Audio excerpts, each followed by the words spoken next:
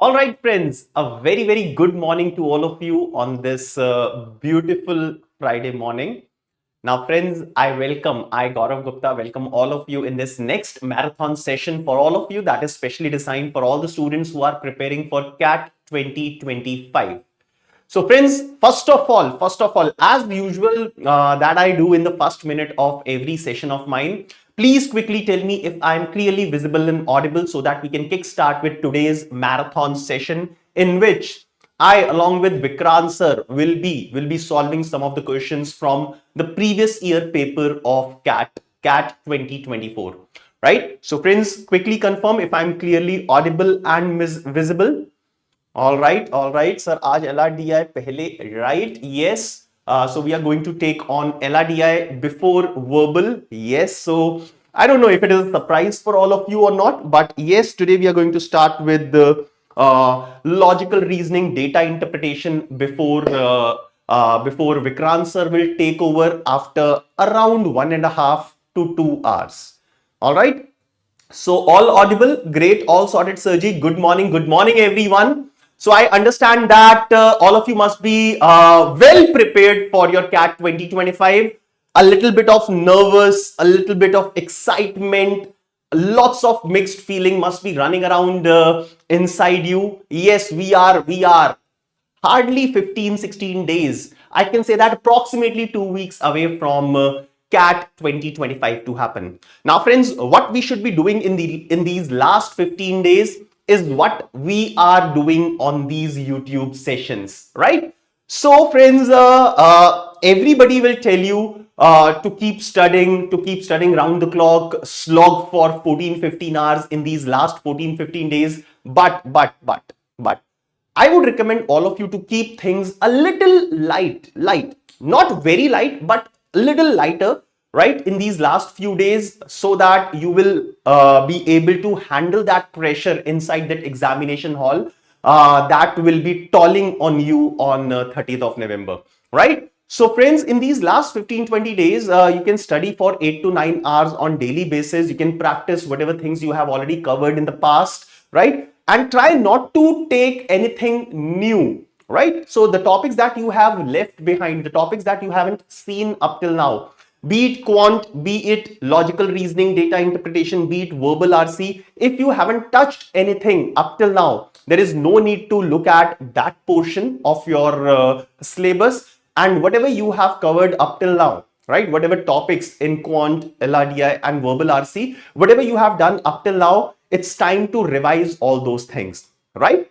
Now, in this endeavor to prepare for CAT 2025, we are going to look at some of the questions that have been that have already appeared in the previous year papers. Now, already in the previous sessions, in the previous recorded sessions on this English channel of MBA Wallah, you must have seen we have discussed the entire slot 1 of CAT 2024, entire slot 2 of CAT 2024. Now today in this session, we are going to take up the slot 3 of CAT 2024, right?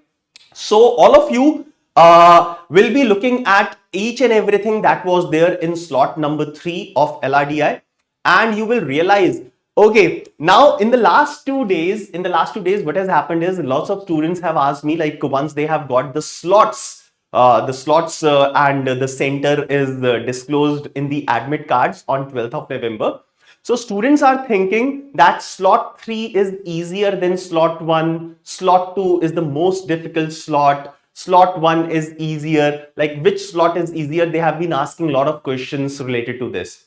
Now understand, my dear friends, that there is nothing like this. Okay, so any of the 3 slots can be comparatively easier as compared to the other slots, right? Now there is no, you will not see a big difference between the difficulty level as well as the pattern. The pattern remains almost the same, right? With the type of questions as well, right? So it's not that slot 1 will be easier, slot 3 will be difficult, or vice versa. You can get any level of difficulty, because after the examination is over, in case there is a slight mismatch between the level of difficulty, then normalization and scaling takes place and everything is fair and square, Okay, so you don't have to worry about that.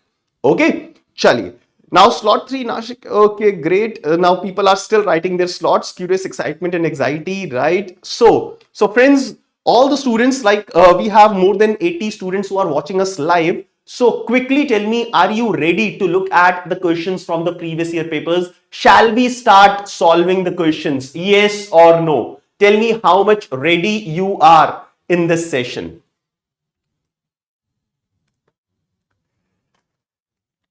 Aditi, they have changed the slot. It was not at all like whatever you have seen on 5th of November. That was a glitch. That was an error. So do not trust whatever was there on 5th of November. That was a glitch. Now you have got the admit cards with your real slots and the real centers. Okay. So friends, let's begin. Now let's begin with the first question. So first question on your screen, as you can see here. Look at the first question, all of you. Now, I would say that yes, logical reasoning data interpretation slot number 3 in the last year 2024 was easier than the first 2 slots. Okay. Now, there were some easy questions. I would say that out of 5 sets that were there in 2024, we could have easily picked 3 sets, right? For a person whose speed is not that high. But if your speed allows, right? So you could have done more than 3 sets in this paper. Now I will increase the size of the font. Wait, so thoda sa increase, like a little increase in the font size so that you all will be able to view clearly. Okay. So now go ahead and tackle this question. Just read it through. Just read it through, and I'll tell you all the possible ways of solving this question, including the most efficient way.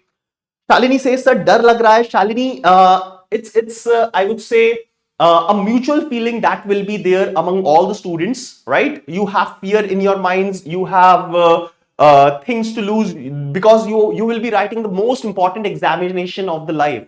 Okay, so it's absolutely justified if you have slight fear in your mind. Okay, so absolutely fine. Things are normal if you are scared. All the teachers are in slot 1, so obviously slot 1 will be scaled down. Uday, this is not going to happen because if I'm in LRDI faculty, so I'll be attempting only LRDI section and I'll be leaving blank the other 2 sections. Same with the other faculty members. All right, so you don't have to worry at all.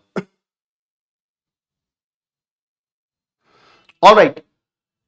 Yes, it's a good set. Sia, it's definitely a good set. This is a set of cat, right? So it's a set of cat. So definitely it's going to be a very good set.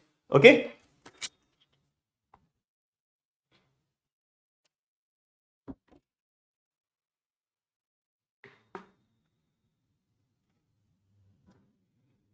All the best, Shalini. Abhay, mine is also slot number 1. So the students who will have their CAT examination in slot 2 and slot 3, so immediately after slot number 1, probably I'll be helping you out about the things that were there in slot number 1 so that you will have a rough idea, okay, about the pattern and the type of questions and so on and so forth.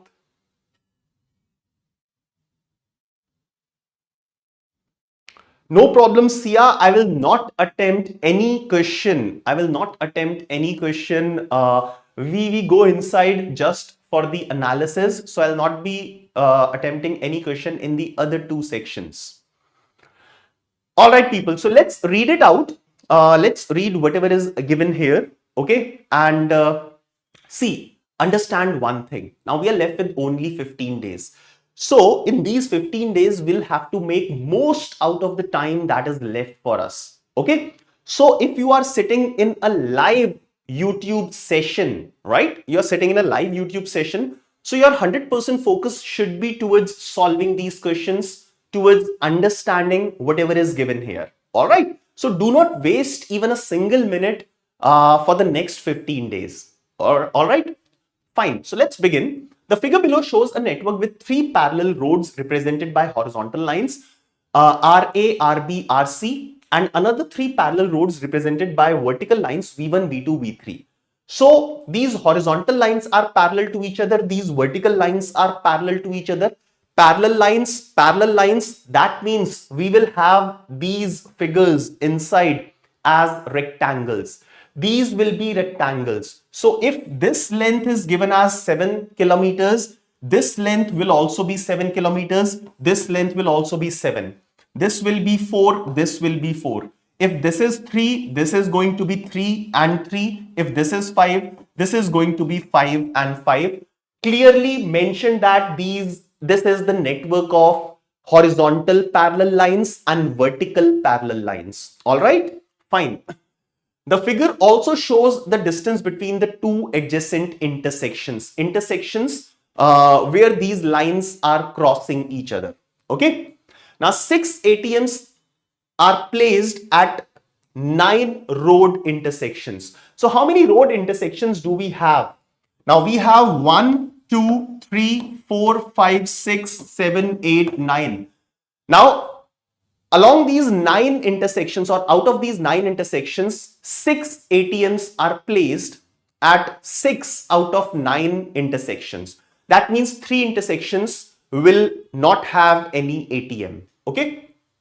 Each ATM has a distinct important thing, right? So you understand these are the keywords that will help you a lot. So each ATM has a distinct integer cash requirement in rupee lakhs, and the number at the end of each line of the figure indicates the total cash requirement of all ATMs placed on that corresponding road. So if I have 22 at the end of this road, that means along this road, the sum of the requirements of the ATM is equal to 22, right? So it may be possible that on these 3 intersections, only 1 ATM is placed. It may be possible that 2 ATMs may be placed, or it may be possible that maximum 3 ATMs can be placed. So along any of these lines, on these 3 intersections, minimum 1, maximum 3 ATMs can be placed. All right. Okay. So I'm doing an analysis side by side. Now, fine, indicates the total cash requirement along. For example, the total cash requirement of the ATMs placed on road RA. So this is road RA. The total requirement is 22 lakhs. RB, the requirement is 20 lakhs. RC, requirement is 20 lakhs. Similarly, vertically, you can see the requirements which are written at the bottom of this figure. Okay. Now, after this, some additional information is given. 2 more points are given. So now I would say that this kind of question where figure is clearly drawn and you have very less amount of information that is given, I would say that these kind of sets should be the first priority. Okay, right? Now yesterday in one of the sessions, this is a very important thing. Yesterday, I have taken a session at 7 p.m. on our MBA Wallah normal channel, English channel, the other channel, right? At 7 p.m. I have taken a session in which I have covered everything that you are going to see on 30th of November as far as the user interface is given, as far as the features that can be used during CAT examination. So make sure that you are watching that session. Now, one of the features that is available to us is looking at or the complete view of the entire section, right? So you understand that you will have to click next to view all the questions. Now at the right hand side top corner, there is a button called question paper. If you'll click on that, then you can view the entire section, entire LRDI section. That will help you in understanding at which numbers, at which places the sets of LR, the sets of DI are placed. And then you can look at the entire question and quickly judge if you will have to attempt that question or not. Okay. So the entire paper will appear and you can just scroll down and you will see all the questions, all the 22 questions or whatever is the question numbers. You can view all of them in one go. That will help you in selecting, in prioritizing the sets that you are going to attempt. Okay, let's come back. Now the following additional information is known. The ATMs with minimum and maximum cash requirements are 7 and 15 lakhs. are placed on the same roads. So minimum 7 and maximum 15. So minimum 7, maximum 15 we have. Now between 7 and 15, distinct integers can be 8, 9, 10, 11, 12, 13, 14, and then 15. So out of these numbers, we just have to select 6 numbers.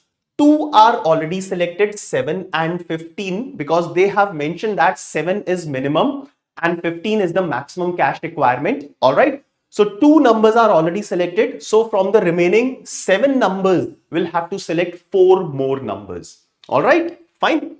So 7 and 15 are already selected and they will be placed on the same road. So either they will be placed horizontally on the same road or vertically on the same road, but they will be placed on the same road. Minimum is 7, maximum is 15. Let's look at the second point.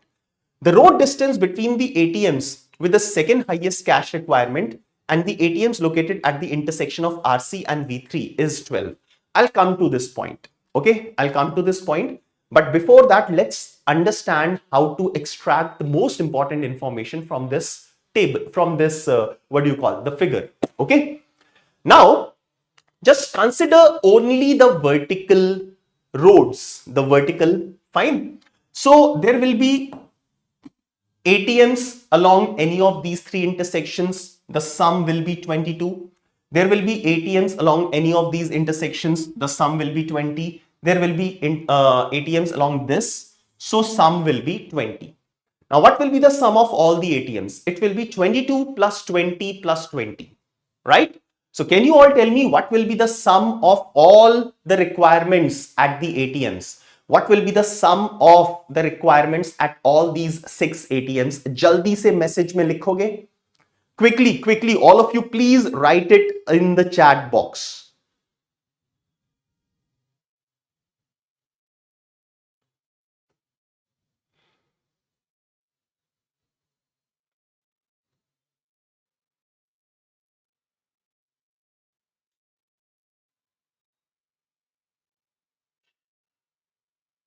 All right, absolutely correct. 62. If you will add these 3 numbers, the sum is 62.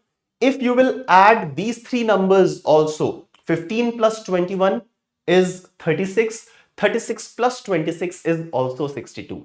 The sum here or here will be same because that is the total requirement, right? So total requirement is 62. This is what we know. Now out of this, we already have 7 plus 15.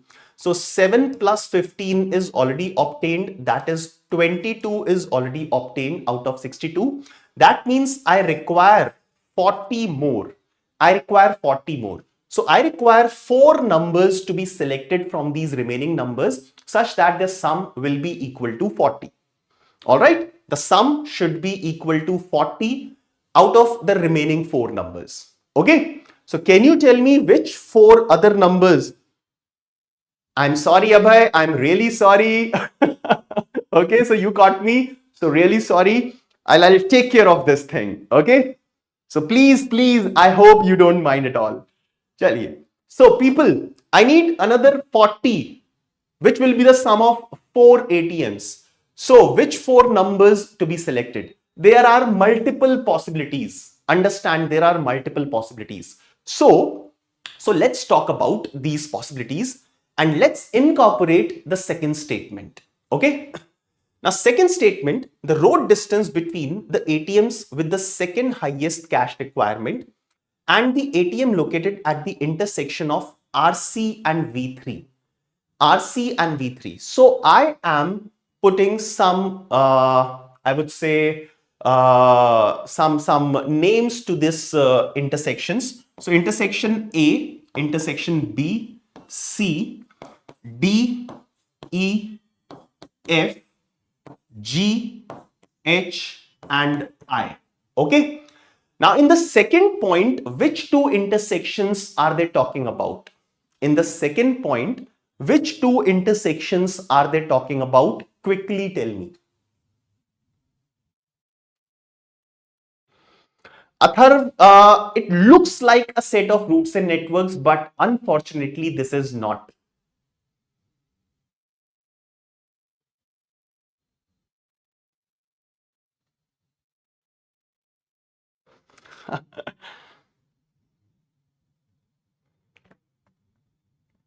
All right. So which two intersections are they talking about?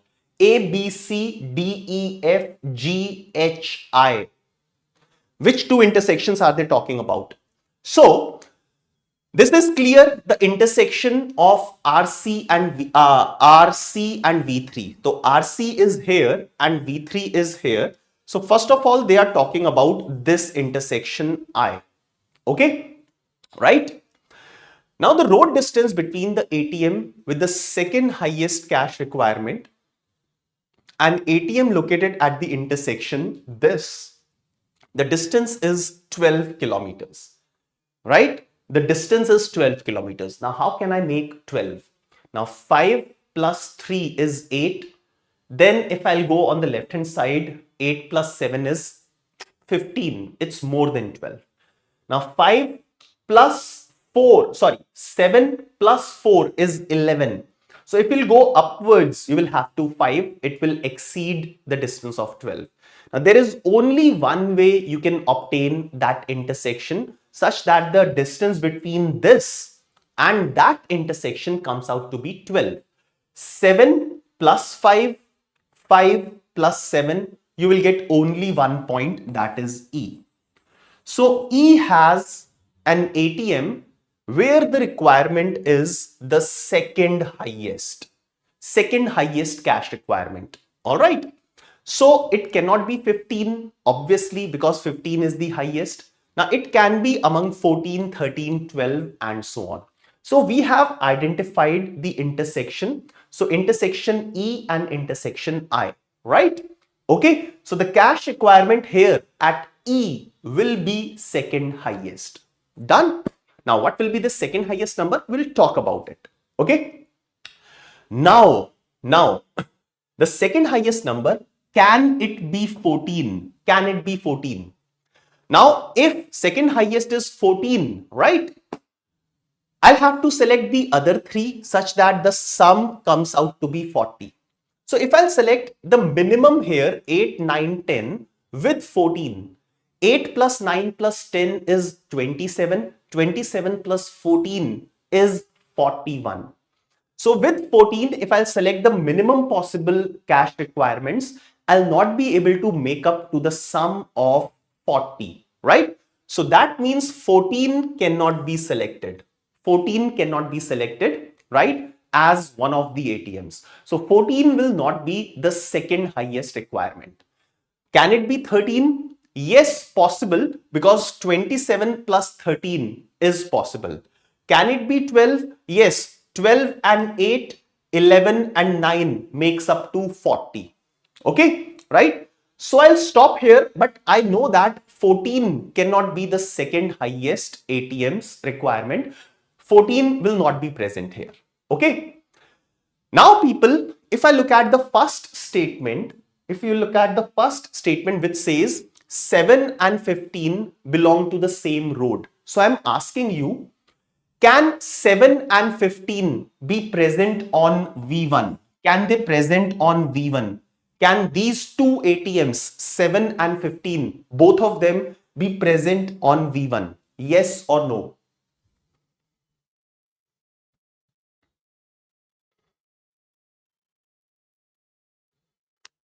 Come on, quickly.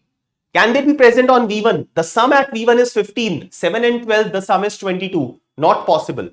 V2, the sum is 21. Not possible. V3, possible or not? Just tell me. At V3, 7 and 15 are both possible or not? V3. So V3, the entire V3, 7 and 15. Now understand, 7 plus 15 is 22. To make up a sum of 26, I will require 4 more. Now if I'll put 4, 4 will become the minimum, 7 will not remain minimum. So that means it is also not possible. All right, it is also not possible. Now it cannot be present on RC because sum is 20. It cannot be present on RB because sum is 20. So that means 7 and 15 are present only. 7 and 15 are present only here on RA. So on RA, I'll write 7 plus 15. I'll look at the locations at which they will be present, the intersections at which they will be present. But 7 plus 15 will be present only on RA, not anywhere else. Right? Perfect. Great. Now let's move ahead. Now RB, the sum is 20. RC, the sum is 20. So now I'll be requiring ATMs whose sum is 20 as well as 20. So I'll be requiring two pairs such that the sum will be 20. Now if I'll select 13, 13 plus 7 will become 20. But 7 is already used on RA.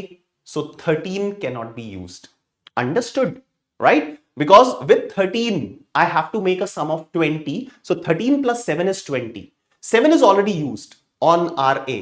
So 13 cannot be used. Next, 12.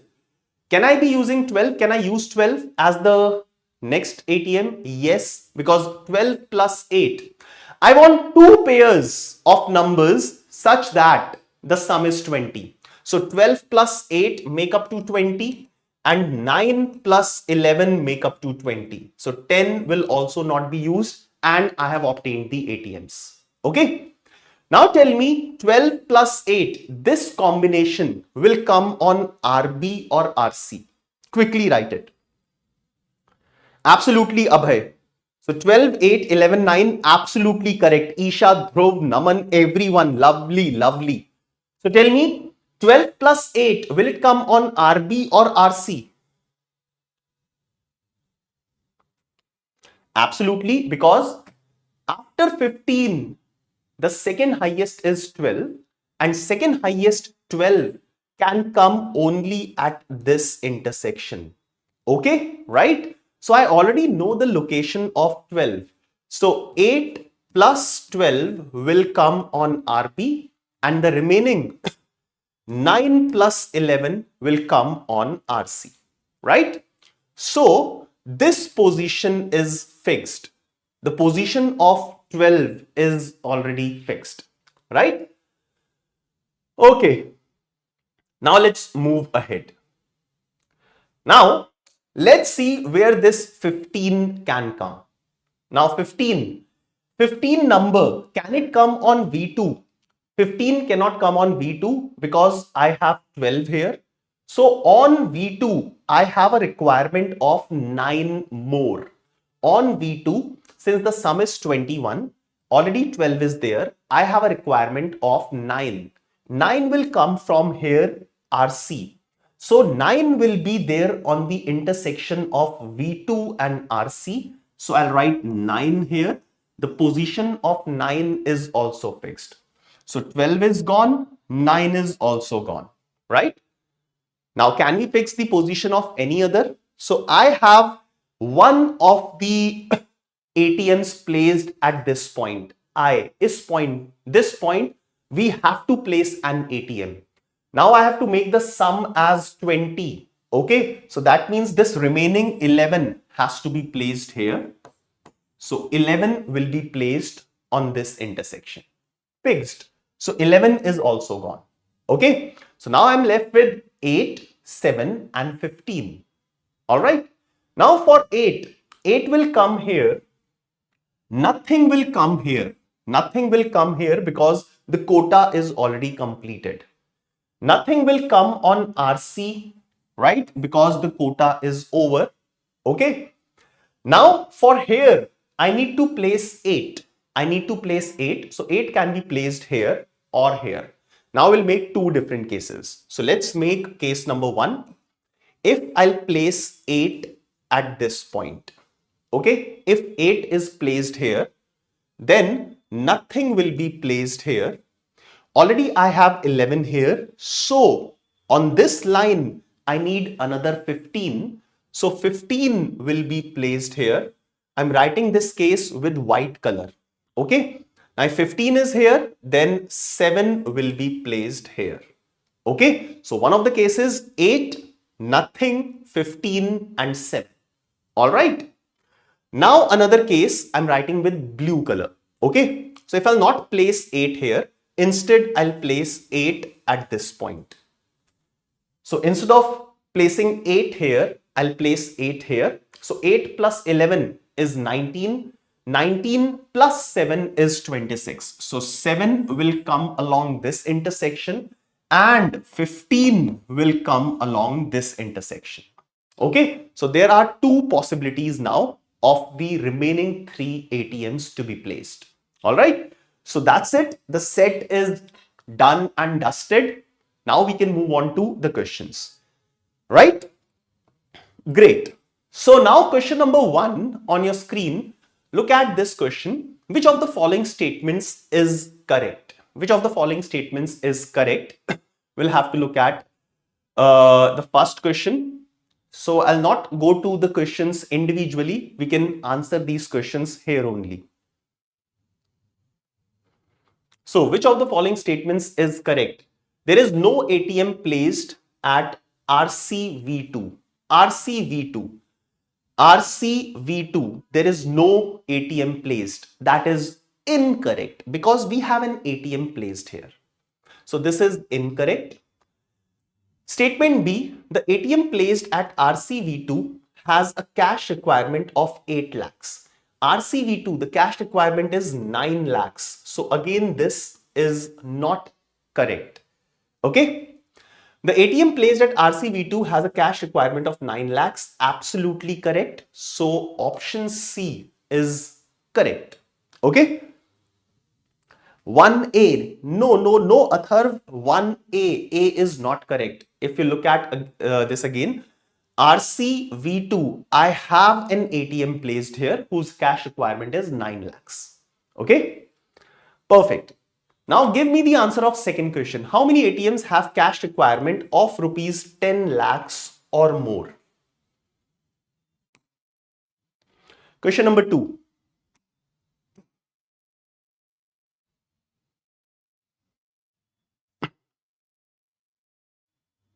So 10 lakhs or more, I have 11, I have 12, I have 15. So there are 3 ATMs who have a cash requirement of 10 lakhs or more.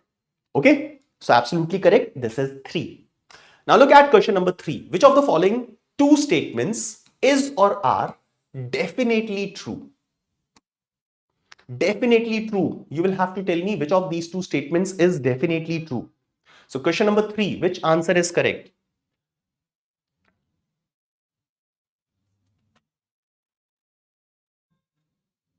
Definitely true.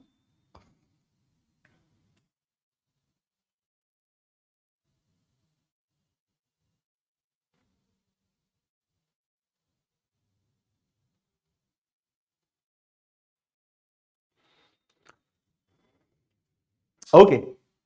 Now statement A, each of RA, RB, RC has 2 ATMs. Let's check it out. Now RA either will have 15-7 or 7-15. We have already written this thing here. So RA will have 7 and 15, RB will have 8 and 12, RC will have 9 and 11. This is definitely true. The second statement, each of V1, V2, V3 has 3 ATMs. Now, sorry, 2 ATMs. Now V1, it may have 2 ATMs, 7 plus 8, or the second case, it may have only one ATM, that is 15, right? So V1 may have one ATM or 2 ATMs. So V1 will not definitely have 2 ATMs, right? So I can say that second statement may be incorrect, but first statement will definitely be correct. So option C is the correct answer, only statement A, right? Next, question number 4. What best can be said about the road distance between the ATMs having second highest and second lowest cash requirements? Simple question. You have the figure, simple question.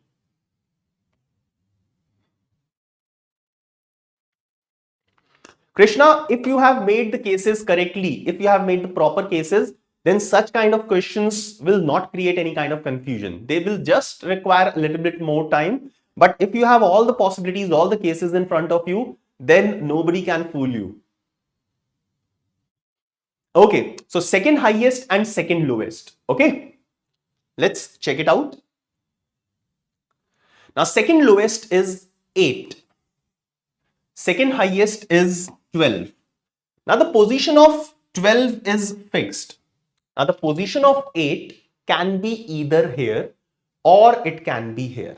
So, this distance is equal to 4 kilometers and this distance is equal to 7 kilometers. So, it can be either 4 or 7 kilometers because we have seen that we have two cases. So, either 4 or 7 can be the answer. 4 and 7 both are there in the options, but we'll mark option D, that is either 4 or 7 as the answer. Last question of this set, what is the number of ATMs whose locations and cache requirements can both be uniquely determined?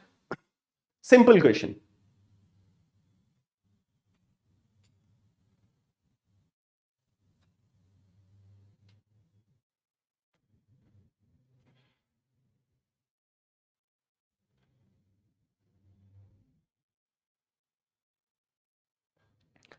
So number of ATMs whose location and cache requirement can both be uniquely determined. How many ATMs are there? So for 7 and 15, 7 can be here, 15 can be here, 7 can be here, 15 can be here, none of these two. Among 8 and 12, yes, 12's location can be uniquely determined, but not for 8. So up till now, only one. Now for both 9 and 11, yes, we have fixed positions. So 12, 9 and 11, the ATMs which I have already circled. So 3 ATMs are there. So the answer of last question will be 3.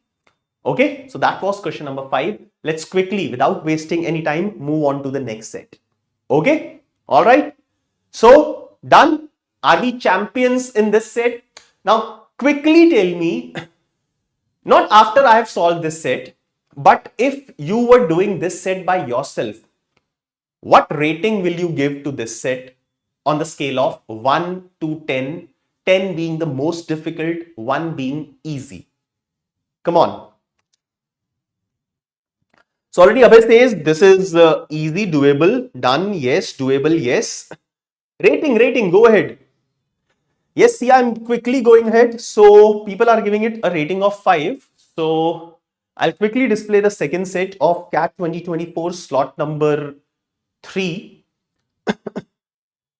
Dhruv says 10. Dhruv, you are saying that this set is very difficult. The highest level of difficulty. Yeah, Dhruv. 7 on 10, 5 on 10, 6 on 10. If I have to rate it, I'll rate it as 6 on 10, 5 or 6 on 10, right? Now, second set on your screen. Now, in second set, again, we have this much of data. And if you remember, I have covered this kind of set in one of the classes, but that was more difficult, having the concept of mixtures and allegations. This is not the concept of mixtures and allegations.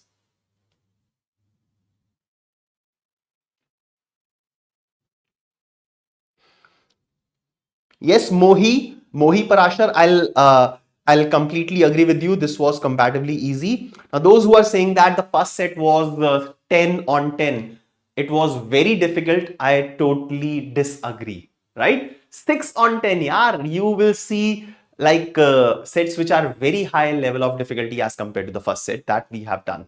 Now, second set on your screen, quickly read it through, post done in the chat box once you are done reading the information. Just reading the information, once you are done, please post done in the chat box.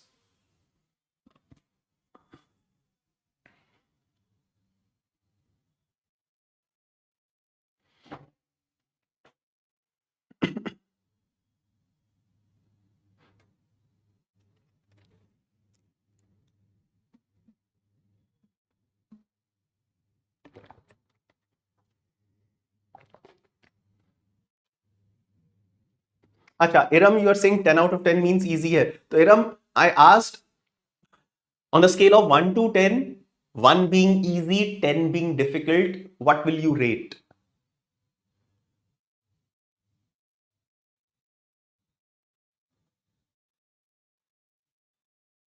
I agree with you, Sia. Thank you, Shalini. Dhruv, good morning. I have already mentioned that we'll be discussing set slot 3 of 2024. It appeared on one of the screens as well at the beginning. Reading done? Okay. So the table below shows the amount in grams of carbohydrates, proteins, fats, and the other nutrients per 100 grams of nutrients in 7 food grains. The first column shows the food grain category and the second code name. The table has some missing values. Now I would say that this is a wonderful set of missing data. Missing data. We have done this topic, missing data, and this is again a doable set. Okay. So I'm giving you 5 minutes. I'm giving you 5 minutes. Let's see how many values, how many missing values you can find out. 5 minutes to all of you.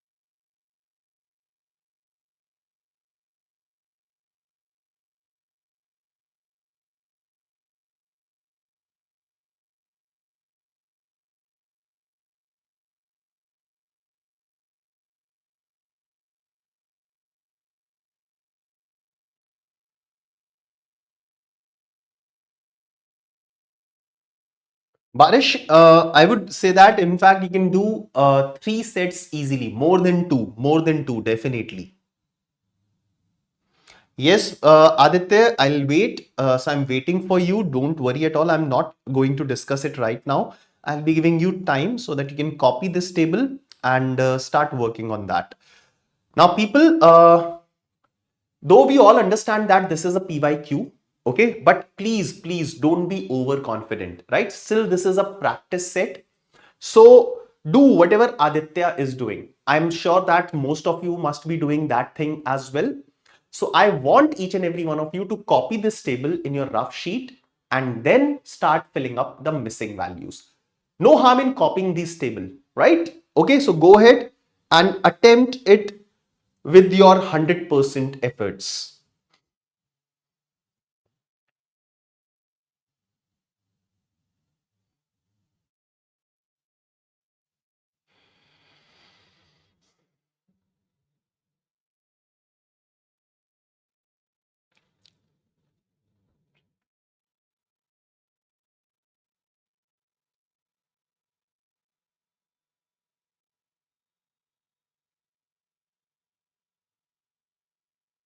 Yes, Barish, absolutely. So easily 2 sets, and we can also take up 3 sets.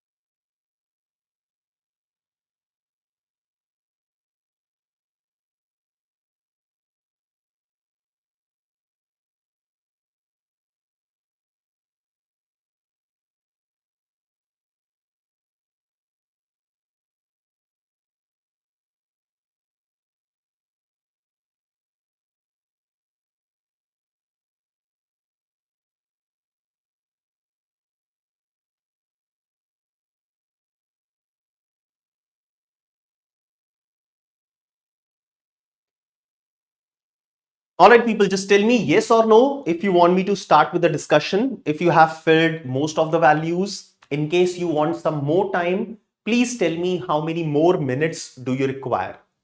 Okay, so in case you want some more time, please mention. If you need 2 more minutes, if you need 1 more minute, please mention it in the chat box. Very good. Rahil, Dhruv.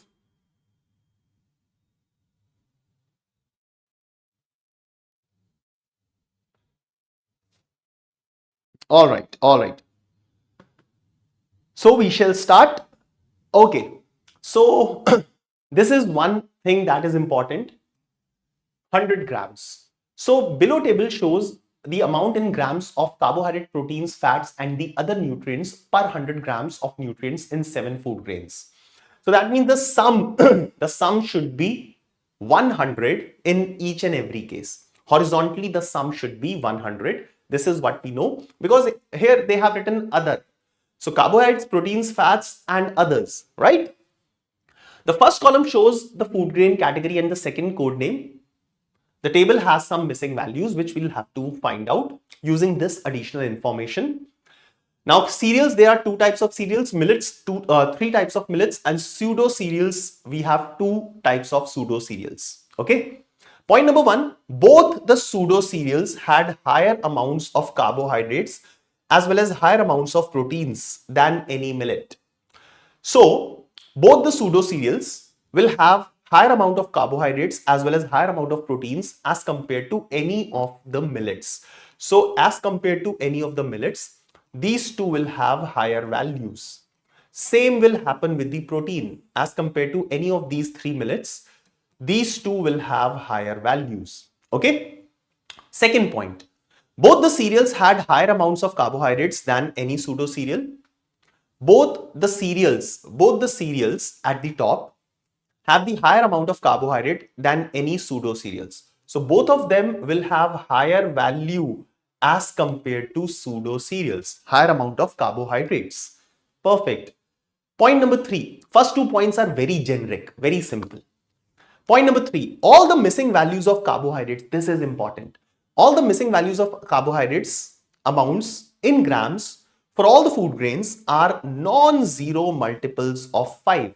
So all these values are multiples of 5. They are in the form of 5k. None of them can be 0. Okay. Let's move ahead. Point number 4 is again a wonderful point. All the missing values of protein, fat, and other nutrients for all the food grains are non-zero multiples of 4. Precious information. So this is multiple of 4, multiple of 4, multiple of 4, non-zero multiples of 4. That means none of these values can be 0. Okay. Now last point, P1 contained double the amount of protein than M3.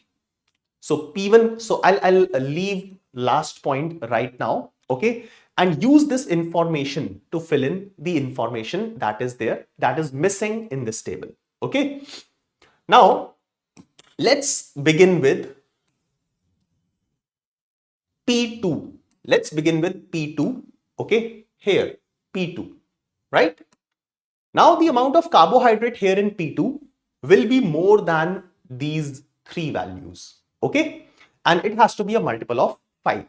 So it should be greater than 62. So greater than 62, a multiple of 5 will be 65, 70, 75, 80, 85, 90, and so on. Okay. Now protein is given as 14, nutrients, other nutrients is given as 8. 14 plus 8, already I have 22 gone. I have 22 gone. So that means I'm left with 78. I'm left with 78. So what value can be filled here? What value can be filled here? Quickly tell me.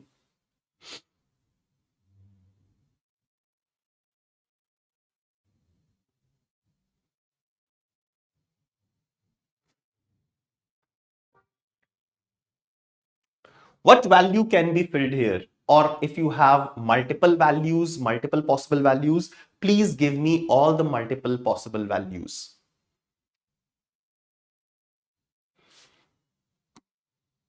Okay. So I'm writing these numbers, all of you. If I'll put, it has to be more than 62, a multiple of 5.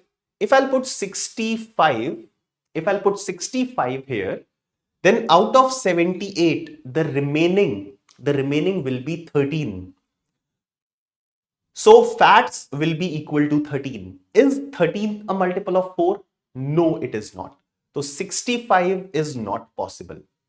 If I'll put 70, then out of 78, remaining will be 8. 8 is a multiple of 4. If I'll put 75, then out of 78, remaining will be 3. 3 is not a multiple of 4. That's it. Nothing else is possible. Because above 75, the multiple of 5 will be 80. I'm not left with 80. I'm left with only 78. So guys, we can say that there is only one possibility, 70 and 8 respectively for carbohydrates and fats.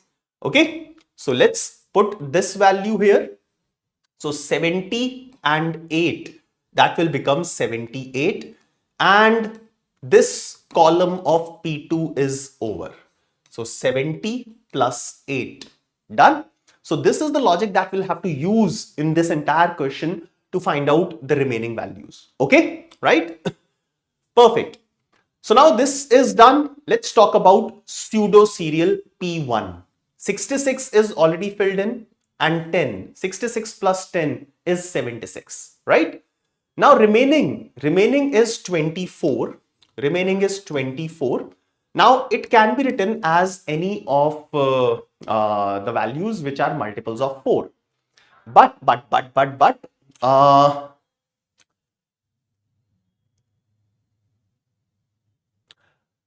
both the pseudo cereals had higher amounts of carbohydrates as compared to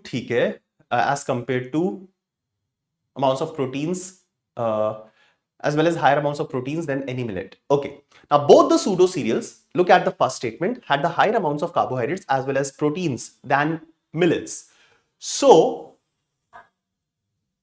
10, I have a value of 10 here. So minimum value that can come here is 12. If 12 is there, I'll get 12. If I have 16, I will have 8. If I'll have 20, I will have 4. I cannot have 24 here. 24 is not possible because here 0 is not possible. So 12, 16 and 20, these can be the possible values. Okay. Now, a very important thing, right? Look at the bottommost point. P1 contained double the amount of protein than M3. P1 contain double the amount of protein than M3, right? So that means the amount of protein in M3 will be half of this value, yes or no? So with these possible values 12, 16 and 18, can you tell me the amount of protein in M3 using the last statement? Use the last statement and tell me what can be the possible value of protein in M3.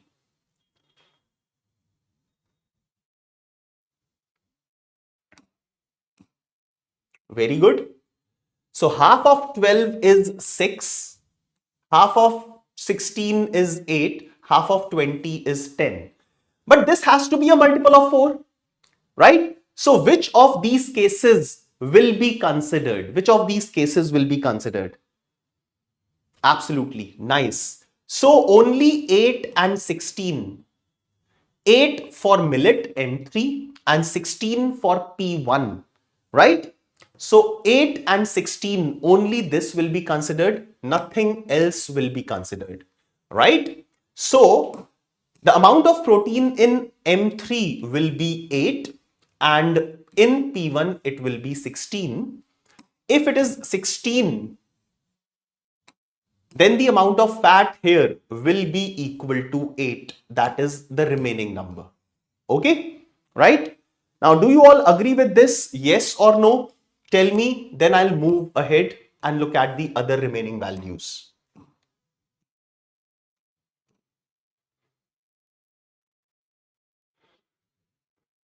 Perfect. Yes or no? So now in M3, what will be the last number? in M3, what will be the last number, amount of nutrients? Come on, please respond. I'm waiting for your response. So M3, what will be the number of other nutrients? 56 and 8, 64, 64 and 12, 76. That means a remaining 24. Wonderful, great. So M3 is also done, right? Perfect. Now let's start tackling any other value. Okay, so let's go to C1 and C2. Now, for cereals, both the cereals, look at second point, both the cereals has higher amount of carbohydrates than any pseudo cereal. So, both the cereals will have higher amount of carbohydrates than these two values. Okay. Now, these two missing numbers should be multiples of 5. So, let's tackle the first number. Already I have 12 and 0 written. Okay. Now, this will be a multiple of 5. This will be a multiple of 4. This will be a multiple of 5 such that it has to be more than 70. So, can you tell me the value of these two missing cells, carbohydrates and proteins in C1? If you have multiple values, go ahead, write the multiple values. I want it for C1.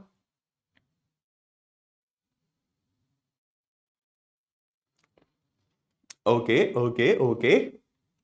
Chaliye. Now 0, 12. That means 12 is gone out of 100. Remaining is 88. Remaining is 88. Right? More than 70, a multiple of 5 will be 75. Now 75 plus 13 is 88. I cannot have 13 as protein because it has to be a multiple of 4. So 75 is not possible. Now after 75, 80 is the next number. 80 plus 8 is 88. 80 is multiple of 5. 8 is multiple of 4. Possible. After 80, I have 85. 85 plus 3. 3 is not a multiple of 4. That's it. We'll stop. So we have only one possibility. 80 plus 8. That is 88. Wonderful. A lot of you have given the same values. Done? Okay. Now go for the next column. Go for the next row, C2. Now C2. So C2 again will have the same condition. So give me both these numbers for C2. Fats and other nutrients are already given.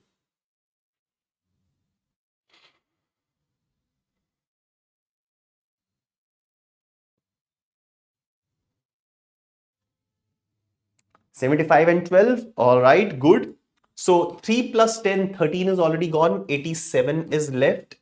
So 75 plus 12, yes, possible. 80 plus 7, not possible. 85 plus 2, not possible. So only one possibility, 75 plus 12. Okay, done. So cereals are also done. Now I'm left with this one, M2. So M2, these two numbers. For M2, the remaining numbers. Quickly, on the same lines, M2 finish kar do. Now for M2, the constraint is it should be less than this, right?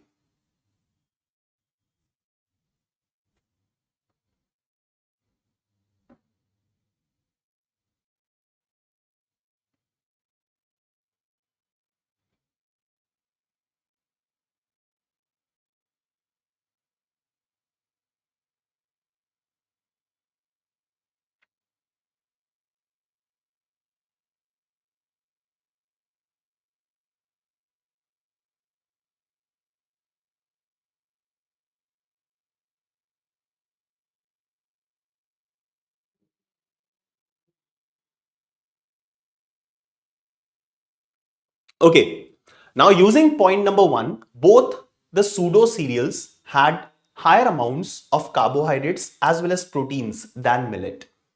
So these three values should be less than these two values. These three values should be less than these two values. Okay, right? So here for M2, carbohydrates should be less than 66 and this protein should be less than 14. Okay. Now here I already have 7 plus 16, that is 23 gone. So 77 is left. Now below 66, a multiple of 5 is 65, right? 65. So I can have 65. 65 plus 12 is 77. So 65 plus 12, I'm writing here, 65 plus 12 is equal to 77. It is possible. Okay, it is possible. Now, if I'll reduce carbohydrates further, it will give me 60 plus 17. 17, this value cannot be here because 17 is more than 16. It has to be less than 16 and 14. So there is only one possibility that may arise here, 65 plus 12. And let's see, yes, people have written this thing as well. So 65 plus 12, only one possibility here. Okay, chal.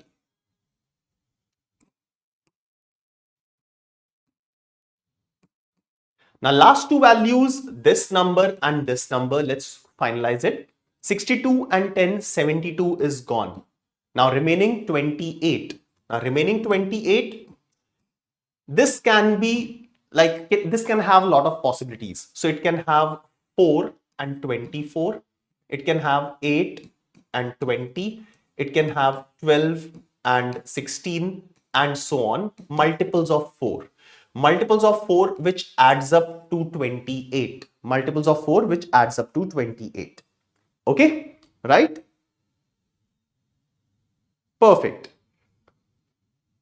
Dhruv, 14, 14 nahi ho sakta. It is not possible because 14 is not a multiple of 4, right? So it can have any two multiples of 4 that will add up to 28. Sum should be 28. Okay. So 4, 8, 12, 16, 20 and 24. 6 possibilities may arise here. Okay. That's it. The question is over. The question is done. So let's quickly have a look at the questions one by one. So all of you will be having this table in front of you. I'll remove all the useless data. Fine. Okay. So let's start solving the questions one by one. So question number one, read it through and quickly give me an answer. How many food grains had a higher amount of carbohydrates per 100 grams of nutrients than M1?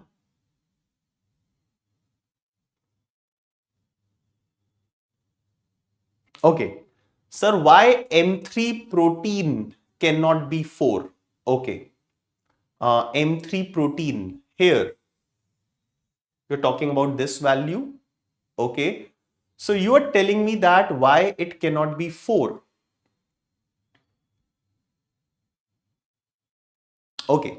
Because it is half of this value. Look at last point. Okay. It is half. If I'll put it as 4, this will become 8. Okay. And if this is 8, it has to be more than these values. So the proteins in pseudo cereals should be more than proteins in millets. Okay, fine. So that's why 8 is not a possible value of protein in P1 and hence 4 is not a possible value of protein in M3. Understood? Okay. So question, how many food grains had an higher amount of carbohydrates than M1? M1 carbohydrates is 62. So C1 has higher, C2 has higher. Okay. So we'll have to compare it with this. So C1, C2, M2, P1 and P2. So we have 5 of these. So the answer of this question will be 5. Okay. Second question. How many grams of proteins were there in 100 grams of M2? Question number 2.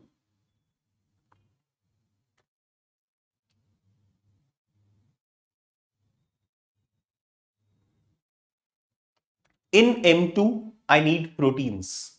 So protein in M2 is 12. So the answer of this question should be 12. Correct? Question number 3. How many grams of other nutrients were there in M3? Other nutrients in M3.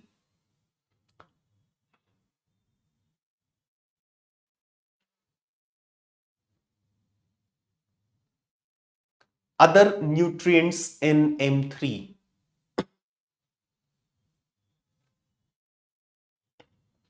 So M3 other nutrients, it is 24.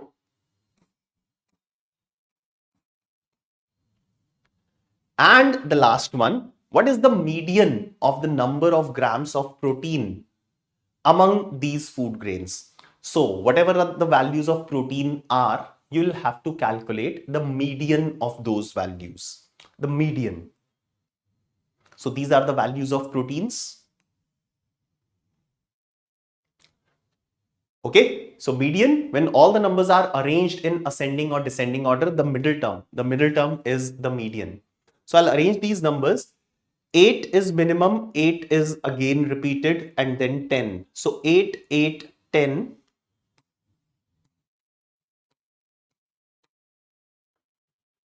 12, 12, 14, 16. The middle value is 12. So the answer of this question will be 12. Okay, perfect. So this is also done and dusted. एक और set चला गया. अब next set पे आते हैं. So next set देखते हैं इजी होगा या difficult, but I want your view, your opinion about the set that we have just done. Okay, so again rate it 1 से लेके 10 तक, starting from 1 up till 10, 1 being the easiest, 10 being the most difficult. What will you rate for the set that we have just finished?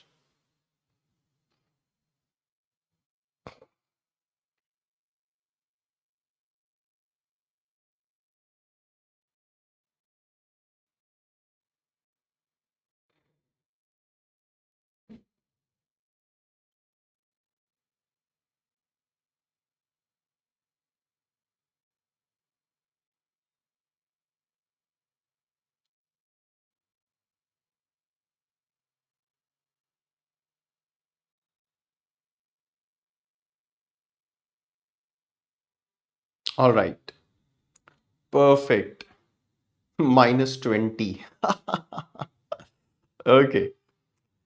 Now, I would say that if I'll compare it with the previous set number 1 that we have done, I find this one of the similar level of difficulty. Though there were more numbers that will have to deal here, it was time consuming but easy. So one of the students has written, it was time consuming but easy. So it can be done. It could have been done in a matter of 9 to 10 minutes, right? So 9 to 10 minutes is very good for any set, right? The questions were not at all tricky. The questions were straightforward. Okay. So first set and second set, I can say that together these two sets, 9 questions. The first set 10 minutes, the second set 10 minutes, buffer 5 minutes, 25 minutes. Within 25 minutes, we are through with 2 sets. 2 sets are done in 25 minutes. Now let's see if we can take one more set in the remaining 15 minutes, 15 minutes of CAT exam. Okay, so the third set, a very simple bar graph is given. Okay, a very simple bar graph is given, right? Again, limited amount of information with 4 questions to be done. Okay, so the third set of today's class.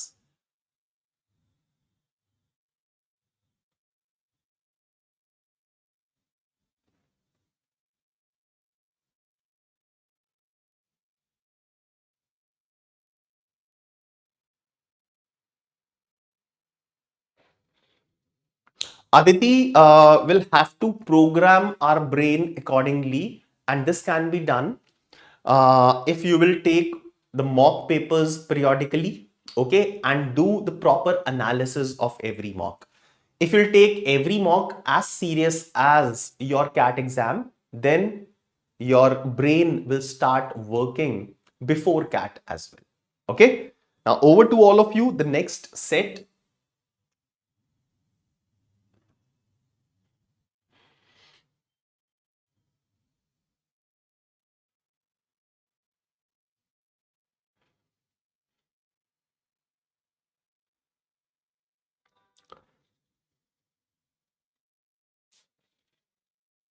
All the best, Krishna.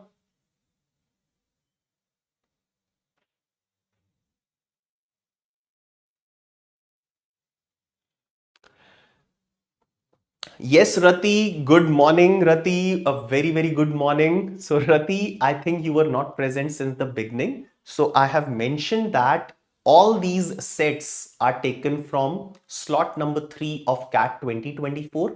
Also, the official mock that is released on the website is also a previous year paper. Okay?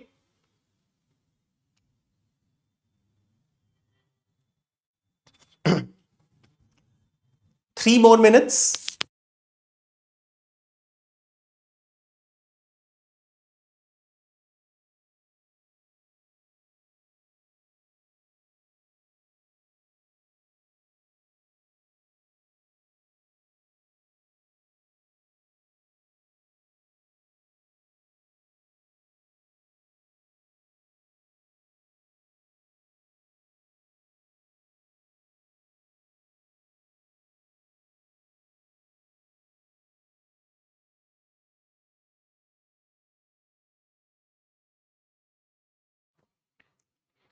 Very good, Chetan.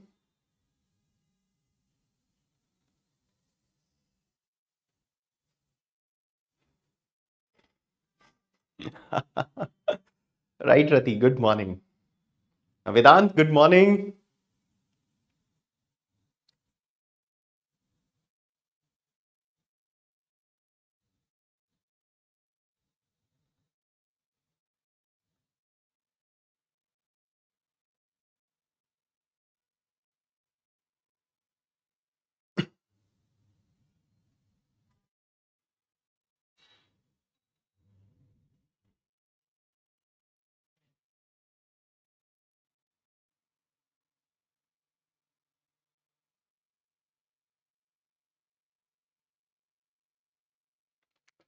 Yes, Anuran, मैं आपकी बात सुन नहीं पा रहा हूं, but I can see whatever you are writing. So you are asking me after MBA, after how many days you can buy an BMW. It totally depends on the percentile that you are going to score in CAT and the college that you are getting on the basis of this.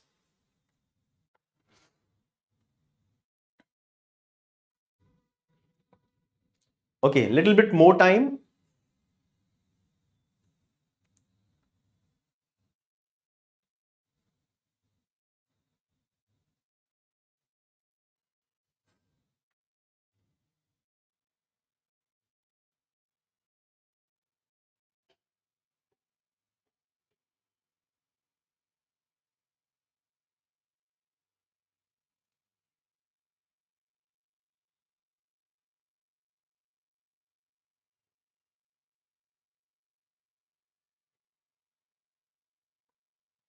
Done?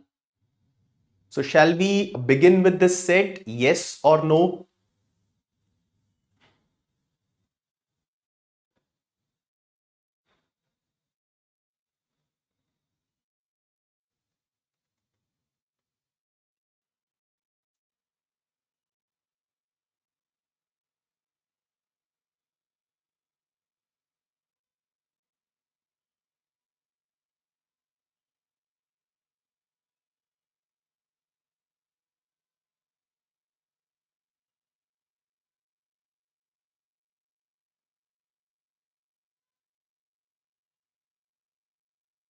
All right.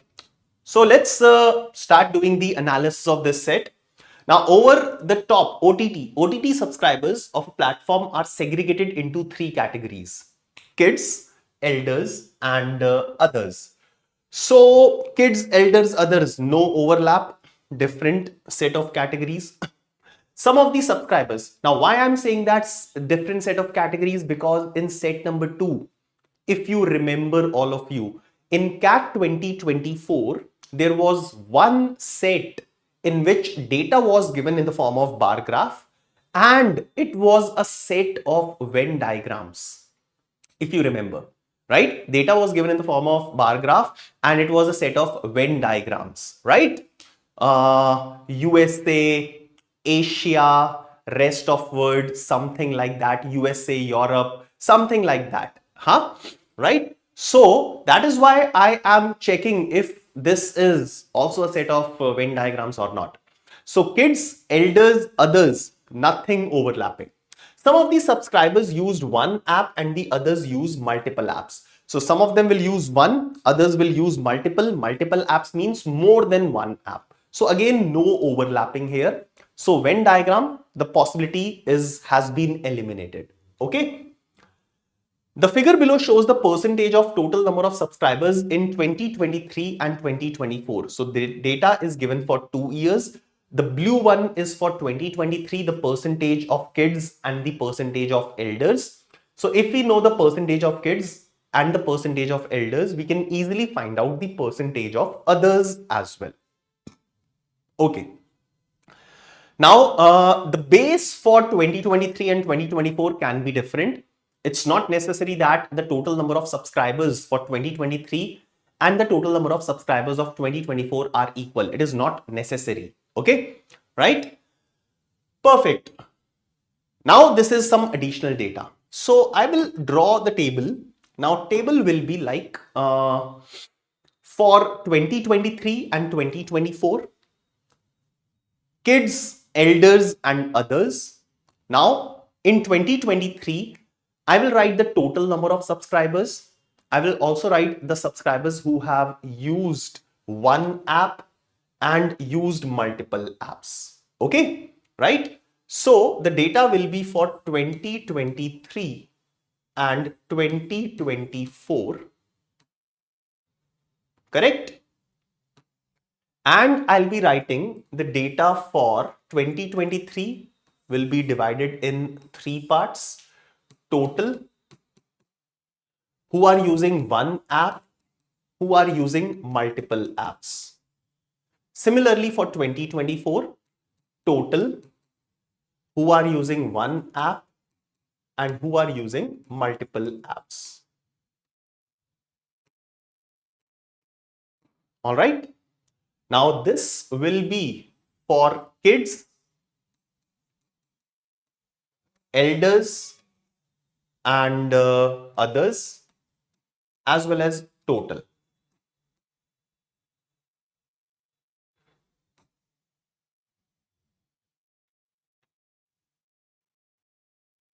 So this is the data that I will be segregating.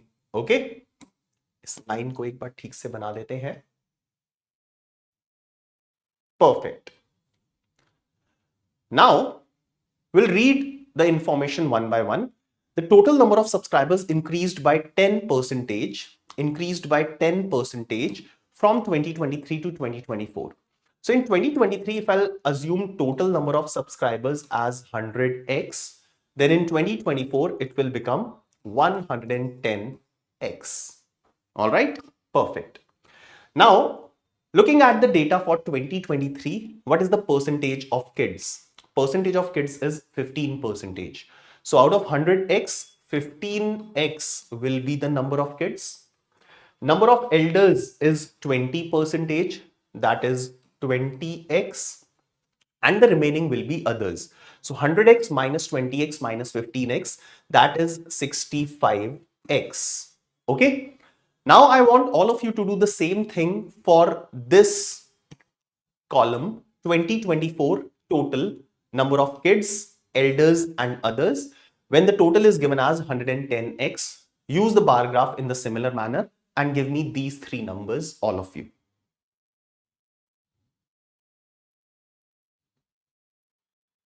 Yes, Suraj. Yes. So Suraj, this is why we are here, to make you understand that cat sets are not at all very difficult. They are doable sets.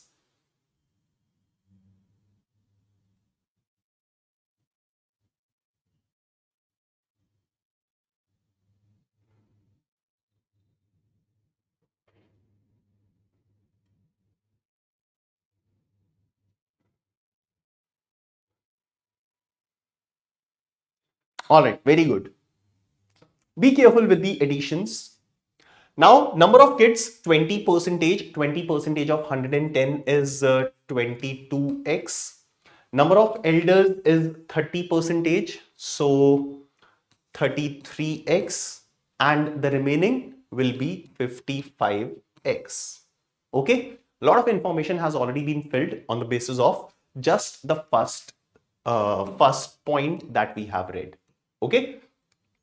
Now, the use of this bar graph is over. A bar graph, like, there is no need to look at the bar graph again. Okay, and we'll be using the pointers only. So, second point, in 2024, half of the subscribers from kids category, in 2024, half of the subscribers from kids category and 2/3 of the subscribers from others use one app. So, from kids, half of them, that is 11x. If 11x will use one app, then the remaining 11x will use multiple apps. And 2/3 from elders, 2/3 from 33. That means 22x will use one app.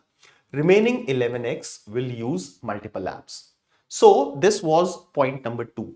So point number 2 is taken care completely. Okay, fine, simple. Now point number 3. So all of you help me with point number 3. So read it and fill as many values as you can. In 2023, the number of subscribers from kid category, in 2023, the number of subscribers from kids category, that means they're talking about this, who used multiple apps was same as the number of subscribers from elder category who used one app. So kids multiple is equal to elder one app. So this value and this value are same. These two will be same. I have written A and A, capital A, capital A. In 2023, the number of subscribers from kids category who used multiple apps, kids who use multiple apps, was same as the number of subscribers from elders who use one app. So these two numbers should be same. Okay, right? Now let's read the last point. Let's see what all it will give me. 10,000 subscribers from kid category used one app and 15,000 subscribers from elder category used multiple apps. So first of all, 10,000 subscribers from kid category used one app. So this is 10,000. Okay. And 15,000 from elder use multiple.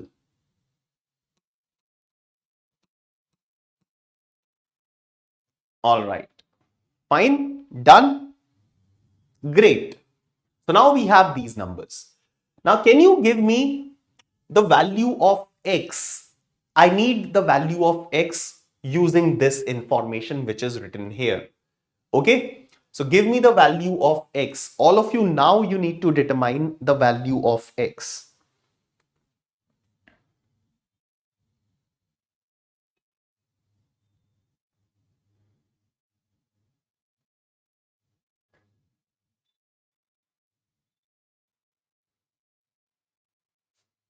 Absolutely wonderful. Now, how will I determine the value of X? So I'm getting rid of this bar graph. Okay. I'm removing it from here.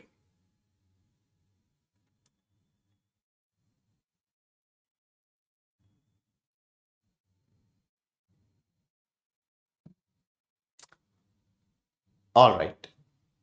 So I've made some space so that I can do a little bit of rough work. Now, what will be the value of A here? It should be 15x minus 10,000, right? Total is 15x, 10,000 are using one app. So the value of A will be 15x minus 10,000. And the value of A from elders 2023 will be 20x minus 15,000.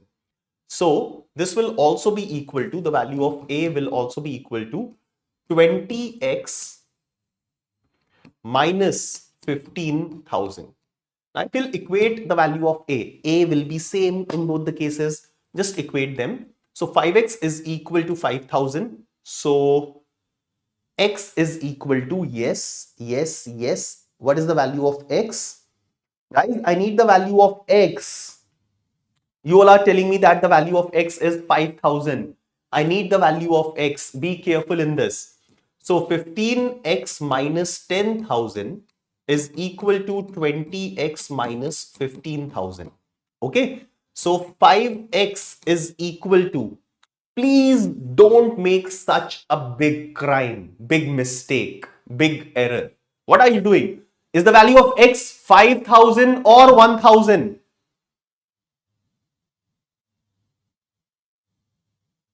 Absolutely. So 5x is equal to 5000. So x will be equal to 1000.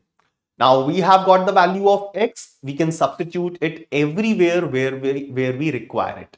Okay, right? So I'm not substituting the value of x. Let's quickly jump on to the questions and see what all things can be calculated. Okay, right?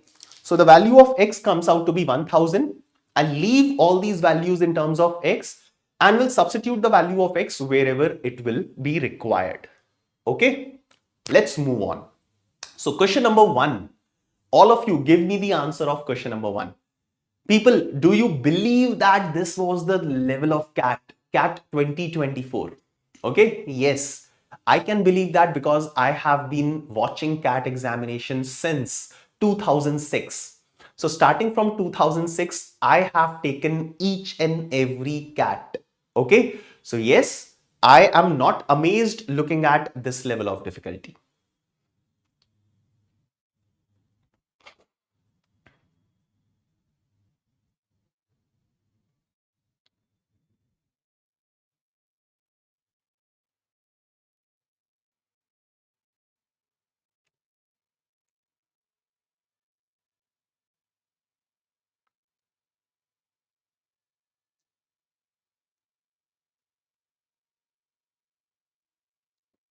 Now, how many subscribers belong to other category in 2024? 2024 other. Now, 2024 other category 55x, right? So 55x, x is 1000, so 55,000. So 55x, x being 1000, so answer will be 55,000. Answer to question number 1. Question number 2. What percentage of subscribers in kids category used multiple apps in 2023?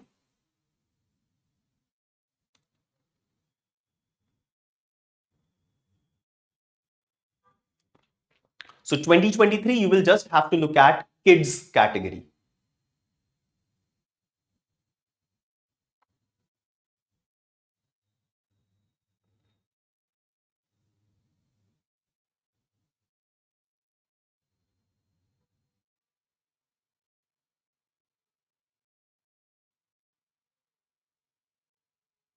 All right. So option D, 33.33.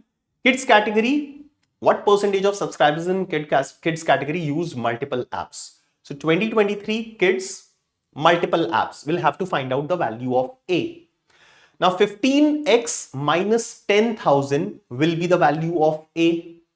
15x is 15,000. So out of 15,000, if 10,000 are using one app, then remaining 5,000 will be using multiple apps.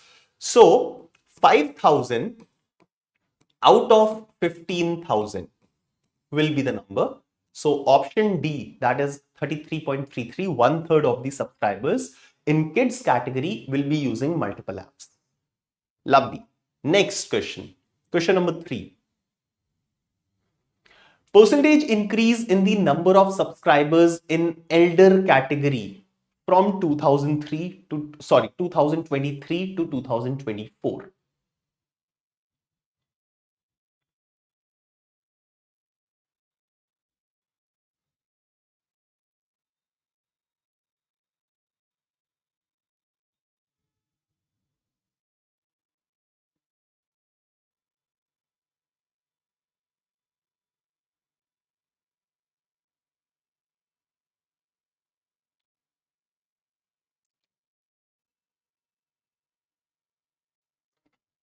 So percentage increase in number of subscribers in elders 23 to 24.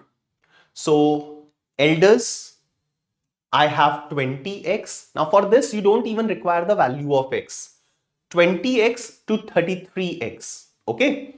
So original was 20x. The new value is 33x. The increase is 13 over the initial value of 20. That means 6.5 over the value of 10. That means 65 over the value of 100. So 65 percentage, option C is the correct answer. 65. Now the last question of this LRDI session, and then Vikrant sir will take over from here. So the last question, all of you have a look at this, quickly give me an answer, and then I'll invite Vikrant sir once we are done with this question number 4. What could be the minimum percentage of subscribers who used multiple apps in 2024? Minimum percentage. Minimum percentage of subscribers who used multiple apps in 2024.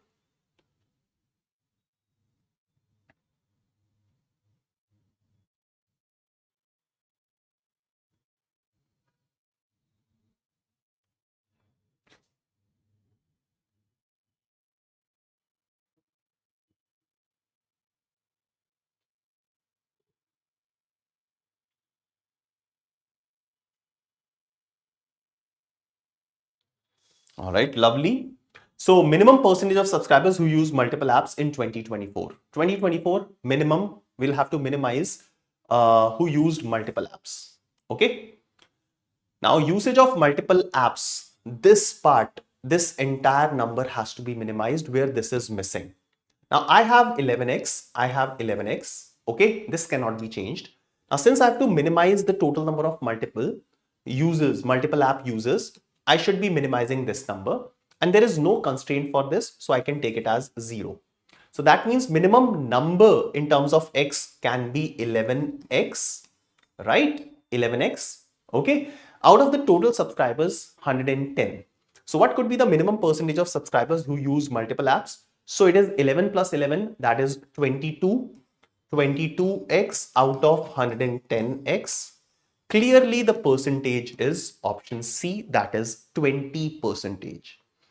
All right, fine. So people, that's all about 3 sets. So today we have seen slot number 3, CAT 2024, and we could easily finish 3 sets. And I'm telling you that the level of preparation at which you people are sitting at, you can easily finish these 3 sets in 40 minutes, well in 40 minutes. Now, if you're done with 3 sets, 5 plus 4 plus 4, 13 questions, then your percentile will be somewhere around 97, 98, even more than that in LRDI section, which is, I would say, you have already cleared the sectional cutoffs for any of the B schools, and you have also maximized your score. So that means it will also impact your overall percentile in CAT 2025, right? So friends, that's all from my side. A big thank you to all of you. Right now, in case you have any generic query, you can please write it. Meanwhile, I'll be inviting Vikrant sir, who will be taking over from here. Slot 3 is easier as compared to both of the slots. Ujjwal, this is not like a generic thing. This cannot be generalized.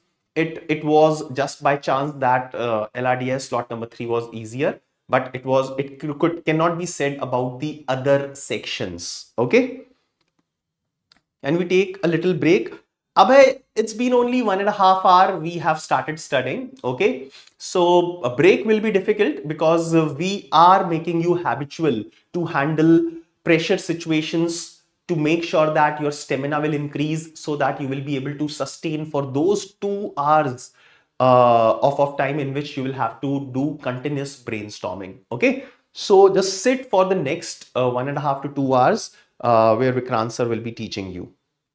Thank you. Yes, we'll do that, Rakshita.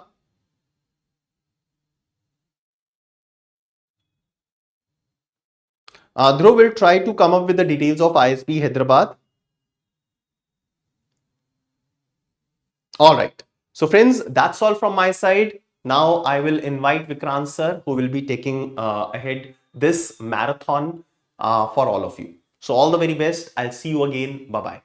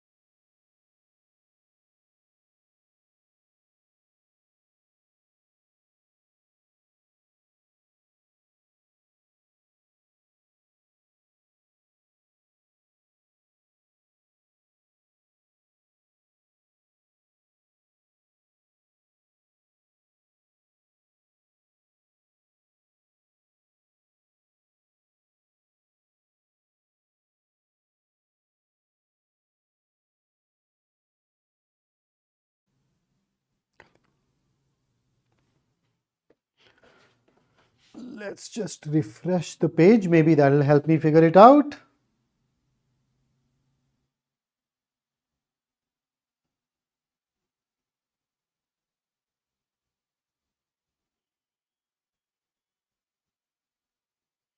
Okay, so now I'm able to see myself on the screen, and now we know that we are live, and here we are with the second leg of our marathon. And since we are using PYQs today, that's exactly what we are diving into. So CAT24 slot 3, you've already gone through slot 1 and slot 2 with us on the channel. You can go ahead and check those out. So in case there are any questions, I can take a couple of quick questions before we start, and then we will go ahead and move over. I heard a couple of people asking for a break. Huh? In a marathon. I know. I mean, I'm personally of the view that ideally we should teach you for an hour and a half to then take a break and then start with the next one and then take a break and then maybe start with the next one. But somehow I don't know whether it is the YouTube algorithm or is it the vanity of the team that allowed that, they just want to make it look like a longer session too. So there can be multiple reasons. So Mayank says, sir, expected difficulty for CAT 2025. So in a little while from now, you may also go ahead and ask me about the kind of passages we can expect. Sample paper, important questions, actual paper. We don't indulge in any of those things. I want you to be just like water. I just want you to flow. And whenever you hit an obstacle, you just move around it effortlessly, easily, without breaking into a sweat.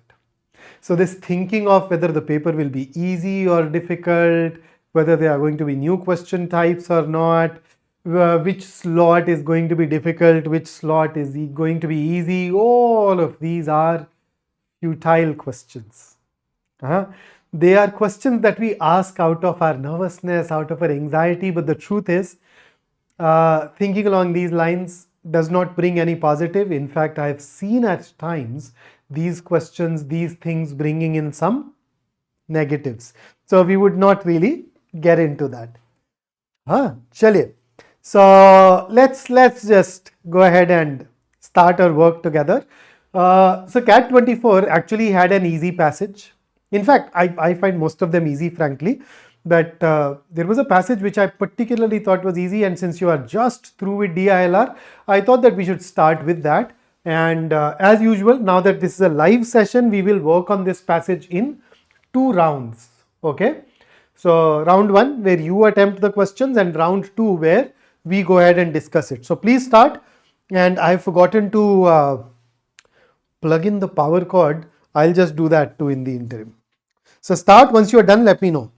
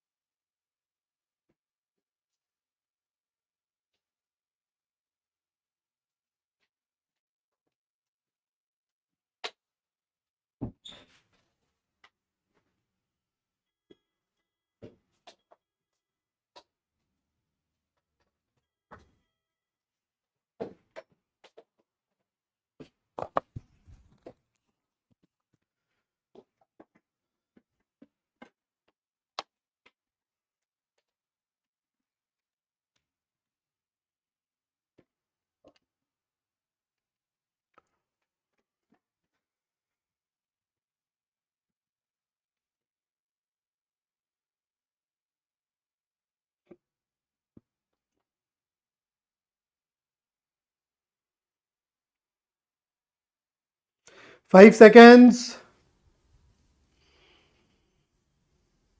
5 seconds to the next slide, that is. And here is the next one.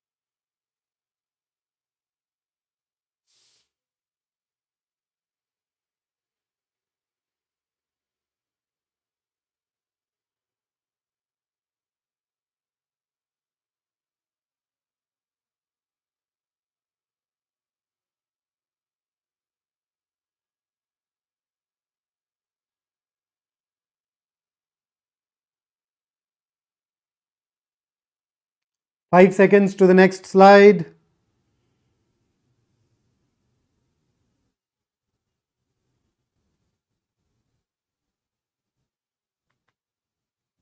Oops, so here is the question for you. So you realize last year the average length of the passages dipped a little. So we were clocking around 470 words per passage. So there we are. So what's your answer to this particular question? I am ready with my sheet of paper that helps me capture your responses. So let's see.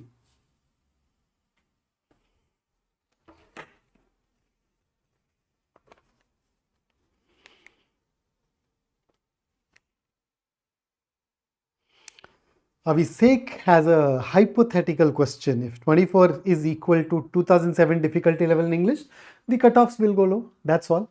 You realize whether the paper is easy or it is difficult has zero impact on your percentiles. If it's difficult, everybody scores low. If it is easy, everybody scores high. So your relative performances are all that count. So we are getting into A, we are getting into B. Use the seeker to go back and refer to the right part of the passage.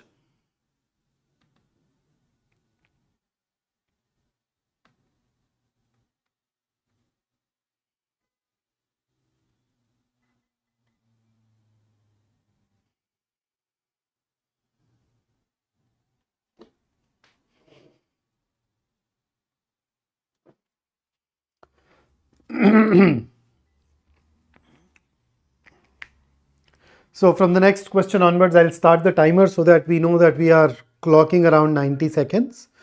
And be ready with the, okay, I also see a D picked up.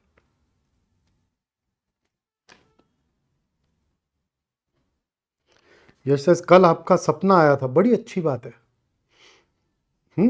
अपने तक ही रखिए उसको. Secret बताया था तुझे आके. हाँ, so Oh, John Wick, pointers likhne mein. Yeah, you see, when you create a mental overview of the passage, you are not supposed to write. You are supposed to do it all in the mind. Okay, chaliye. So here is the next one for you. And I will start the timer so that we can begin at the end of 90 seconds.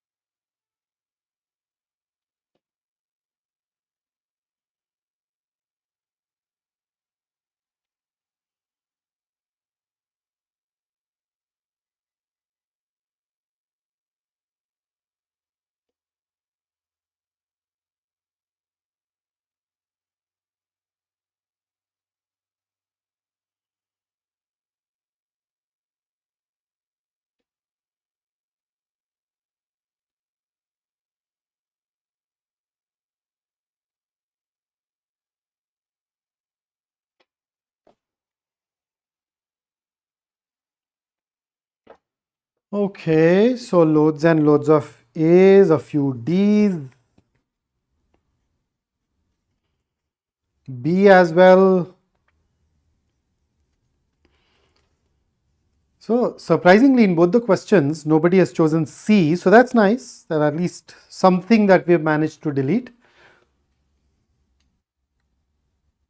All right. So here is the next one for you. And let me start the timer. Why is there a lot of lag today? Let me just check.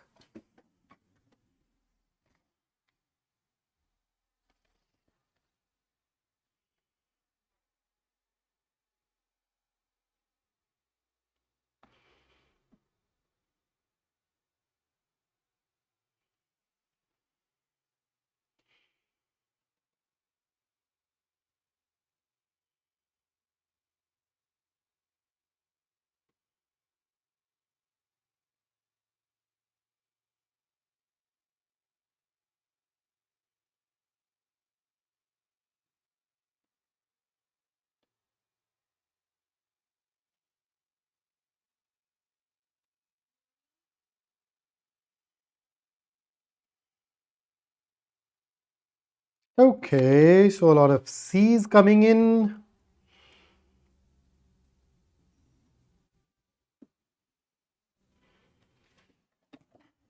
Anything else? We still have a little while to go.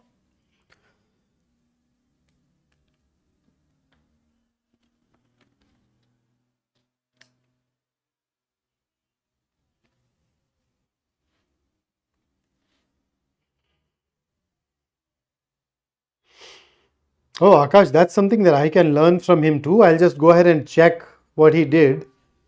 A, okay. A as well. So I'll discuss that too. Dhruv, this is slot 3, cat24. We've already uploaded videos for slot 1 and slot 2 on the channel. So, and here is the last one from this passage.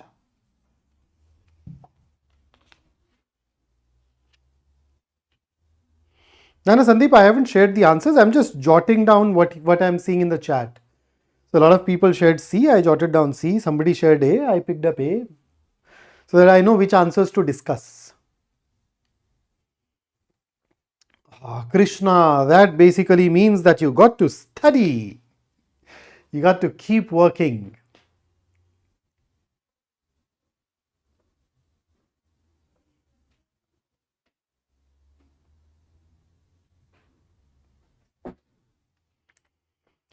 All right, so I see A, I see C. Anything else?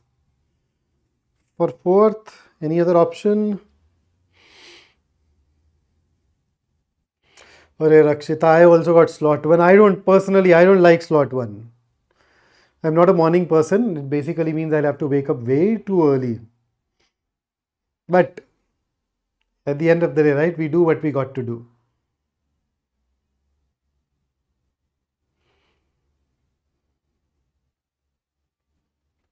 I will, Akanksha, I will share everything, but when we start discussing it.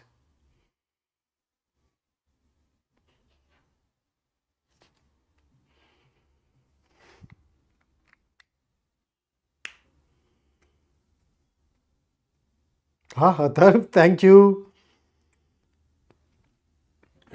Okay, so now we are moving towards the passage. Here is the first slide. If there is anything that you could not understand on this slide, please make sure that you drop it in the chat. Otherwise, I will go ahead and read it with you so that we understand it well. So as far as this particular passage goes, I personally found it to be a relatively easy passage to read. Okay. Most of the times in the CAT exam, the difficulty level anyway depends on the closeness of the answer choices more than anything else. So let's see. So at least an easy passage helps you save some time when you go ahead and attempt it. And in fact, out of all the 4 passages that were there in the exam, this was the passage that I started with. Slot 3 was not my slot. Of course, I went ahead and attempted it later. But let's see. Fears of AI have haunted humanity since the very beginning of the computer age. Hitherto basically means so far. What happened to, why is the pen suddenly so teeny weeny? Hitherto these fears focused on machines using physical means to kill. So far the AI fears that we had were related to those machines actually literally killing us. Okay, so you've probably watched movies like the Terminator, and those are the kind of things that we had. So they would kill us, they would make us slaves, or they would simply go ahead and replace people. Remember Matrix? Okay. But over the past couple of years, new AI tools have emerged that threaten the survival of human civilization from an unexpected direction. AI has gained some remarkable abilities to manipulate and generate language, whether with words, sounds, or images. AI has thereby hacked the operating system of our civilization. Now, I can create a question here and ask you which of the following has been assumed by the author. And you see the assumption here. The author here assumes that words, sounds, and images make up the operating system of the mankind. Then, language is the stuff almost all human culture is made of. Okay, now here is one tiny little word that I want to highlight. So I was talking to people in the offline marathon, and I said that vocabulary is one aspect of our preparation that can stump us in RC, that can challenge us when it comes to reading comprehension. Okay, but then most of us feel that vocabulary is all about learning big, obscure, less frequently used words. That is not true at all. In fact, there are quite a few everyday words. We have met them so frequently that we think we know them, whereas in reality we don't. So I remember we were solving some question that used the word politics, and I asked them about politics. But right now we are working on a passage that uses the word culture. What is culture? What's your meaning of the word culture?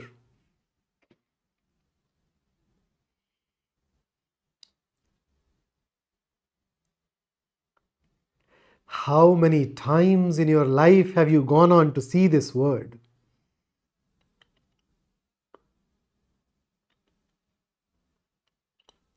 What is culture? Barish, that what you've shared is just a fact. Barish has just shared that marks nahi aa rahe sir VARC mein. I'm not able to score in VARC. That's just a fact. So the question here is how to increase it. In fact, some 3-4 other individuals have also shared this earlier. Culture always means tradition. Dev, culture means ideas. Are we sure?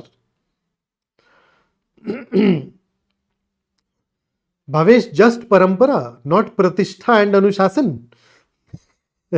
Okay, so culture is not always necessarily tradition. Let's see. Back in the day when I was in school, we were often asked to write an essay on corruption in India. And one of the lines that we very frequently used was, corruption is a part of our culture. So is that a tradition? Routine, Mayank, is definitely better. Mahesh, that's a lot better. Yes.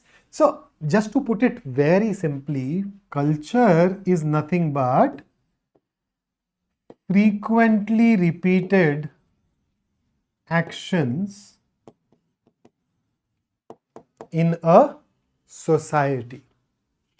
Frequently repeated actions in a society are known as the culture of the society. That's it. Nothing more, nothing less. That's all that is there to it.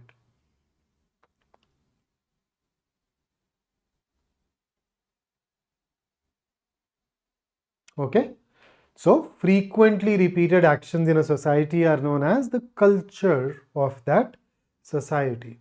There you go. So when you say language is the stuff almost all human culture is made of, you're basically saying that language is somehow the basis for almost all of the frequently repeated actions in the human society.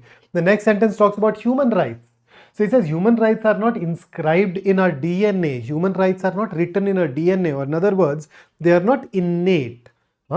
Rather, they are cultural artifacts we created by telling stories and writing laws. So when you tell stories, when you write laws, you obviously, how do you do that? You do that with the help of language, right? Similarly, gods are not physical realities. Rather, they are cultural artifacts we created by inventing myths and writing scriptures. Once again, language. What would happen once a non-human intelligence becomes better than the average human at telling stories, composing melodies, drawing images, and writing laws and scriptures? So, I mean, we could create this civilization out of all these myths, right? So, if something else becomes better at language, better at telling stories, etc., than we do, what will happen? So when people think about ChatGPT and other new AI tools, they're often drawn to examples like school children using AI to write their essays.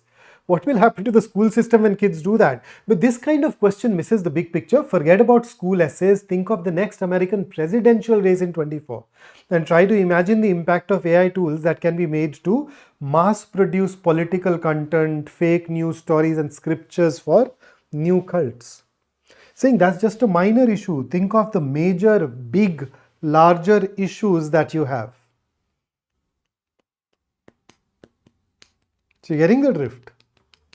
A lot of people use it. In fact, within the last 1 week, I received 2 messages where the first sentence was the AI telling the user something. Here is a clean and natural response, and then the message. Or here is a simplified response to the message. So instead of deleting that line, the person who was texting, he just copy pasted, and everybody knew that the person is using AI to even write WhatsApp messages. I found that a little weird. Okay, what is a cult? Now, Srishti has this cult. See, a cult is usually led by a charismatic leader and everybody in that group. So, cult is a kind of group which has a very charismatic leader and everybody in that group follows the leader blindly. They don't question the leader. When that happens, you call it a cult, where people suspend their thinking ability or their thinking faculty. Okay. Rakhi, unfortunately, Rakhi's kitchen, sorry, had it been a one-on-one session, I would have loved to move at your pace. But in a group, I need to obviously go ahead and address everybody's queries, take everybody along. So, I mean, please bear with me, that's one problem. So there are 2 problems. There are some people who will find the session fast and there are some who will find that slow. For a large chunk, it will be just about okay. So let's hope that is going to be the case in this group as well. Okay, then through its mastery of language, AI could even form intimate relationships with people and use the power of intimacy to change our opinions and worldviews. Have you seen some memes and reels that talk about people being in love with AI? Have you heard of people using these AI tools to act as their therapist? Have you heard the news where AI prompted a couple of people to commit suicide? That's what we are talking about here. Although there is no indication that AI has any consciousness or feelings of its own to foster fake intimacy with humans, it is enough if the AI can make them feel emotionally attached to it. So AI may not have feelings, but as long as it can make the person develop feelings, that's enough. Then what will happen to the course of history when AI takes over culture and begins producing stories, melodies, laws and religions? Once again, this was something that was stated in the previous slide as well. Previous tools like the printing press and radio helped spread the cultural ideas of humans, but they never created new cultural ideas of their own. AI is fundamentally different as it goes on to create new ideas as of its own. That's basically it. So this could be used for good purposes as well. I won't dwell on this. This here is AI being used for good purposes. I'm not going to talk about that because people who create AI already talk about it. So he's basically saying that, okay, there could be some good, but I'm deliberately focusing on the negatives. Then we can still regulate the new AI tools, but we must act quickly. Focus on this because this is going to be the key to answer one of that tone-based question. Whereas nukes cannot invent more powerful nukes, AI can make exponentially more powerful AI. Unregulated AI deployments would create social chaos, which would benefit autocrats. Who's an autocrat? A dictator, a despot. a person with all the power in a country and he uses that indiscriminately. And it can ruin democracies. Democracy is a conversation, and conversations rely on language. When AI hacks language, it could destroy our ability to have meaningful conversations, thereby destroying democracy. And the first regulation I would suggest is to make it mandatory for AI to disclose that it is an AI. And then if I'm having a conversation with someone, I cannot tell whether it's human or an AI, that's the end of democracy. This text has been generated by a human, or has it? So on the whole, this passage, so at the end of a passage, what are you supposed to have in your mind? Three things. The subject matter of the passage, which in this case is artificial intelligence. What is the purpose? It's an opinionated passage, right? So the author has an opinion that AI can be harmful for human civilization itself because of its ability to manipulate and generate language. And then what are some of the key ideas? New forms of threat posed by AI in the first paragraph. What was the key idea of the second paragraph?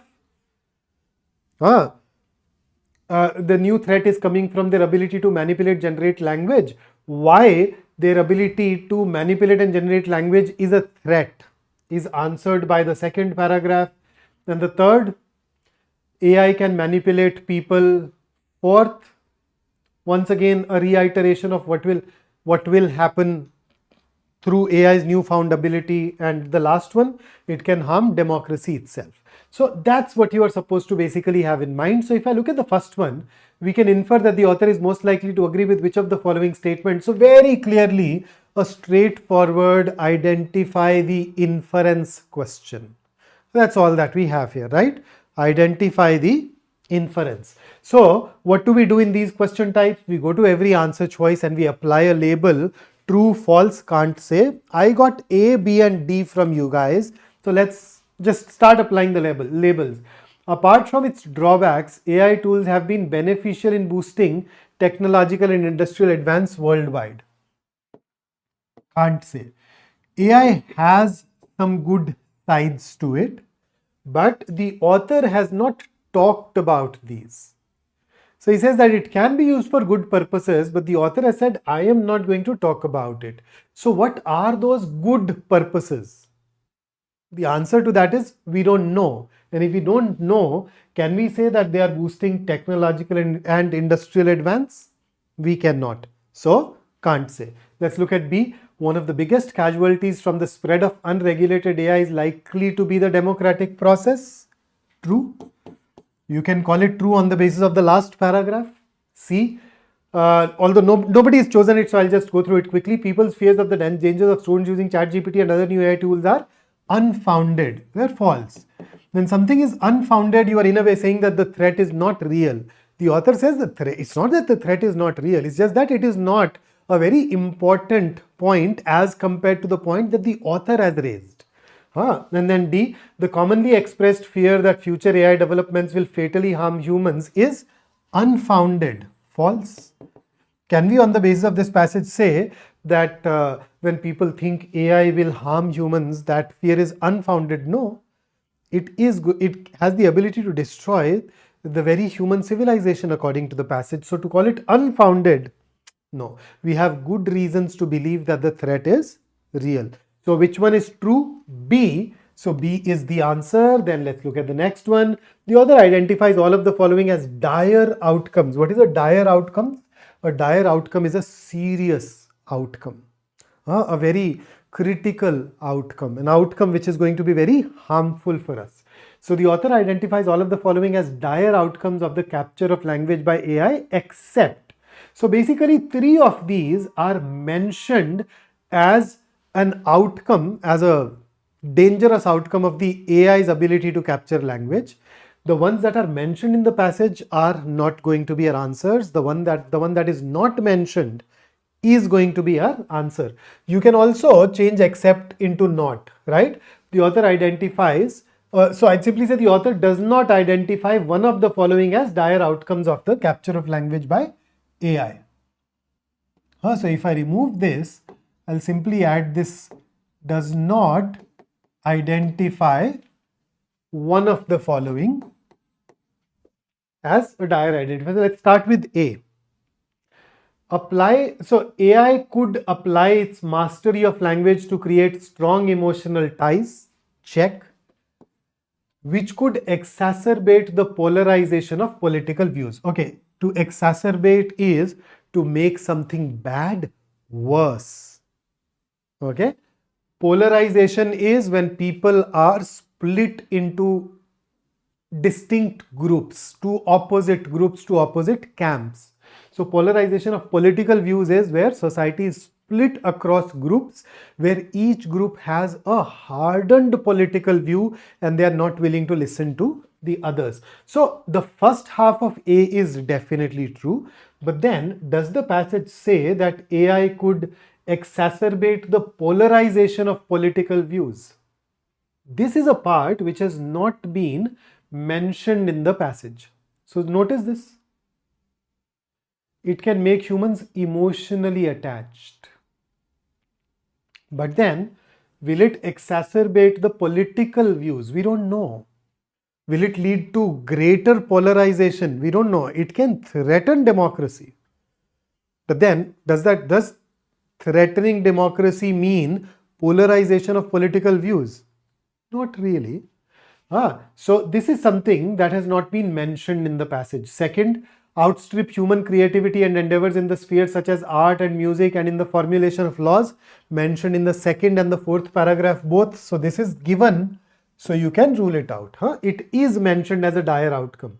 Eventually subvert basically means undermine democracy, democratic process through the mass creation and spread of fake political content and news. Second paragraph and the last paragraph. Spawn a completely new culture through its ability to create new ideas and opinions. Yes. Threatening human civilization. A civilization is nothing but culture. So because the AI can change the culture entirely, it can lead to a new kind of culture entirely. So even this is mentioned in the passage, and therefore this also gets ruled out. So the key here was, I think you guys gave me A, B and D. I think B was easy to rule out. My guess was that a lot of people will struggle between A and D because D is not stated directly. It has to be interpreted or inferred.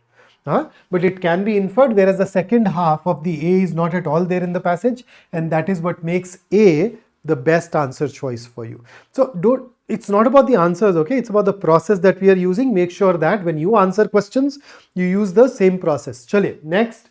The author terms language the operating system of our civilization for all of the following reasons except that it. So once again,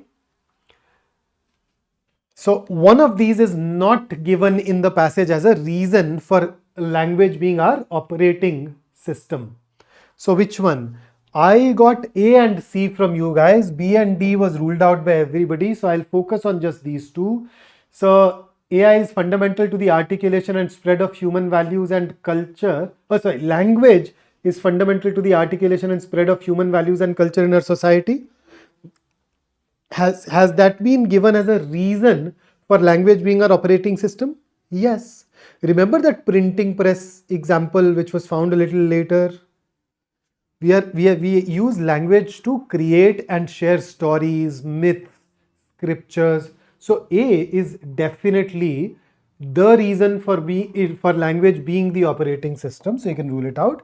Well, language is the basis of AI tools which can be used to generate academic content and opinion. Is this the reason for language becoming the operating system of our civilization? So if this is the reason, then it means that prior to the discovery of ChatGPT, we did not even have a civilization. It's patently false, and that is why C should be the answer. A, B and D are given as reasons to treat language with utmost respect.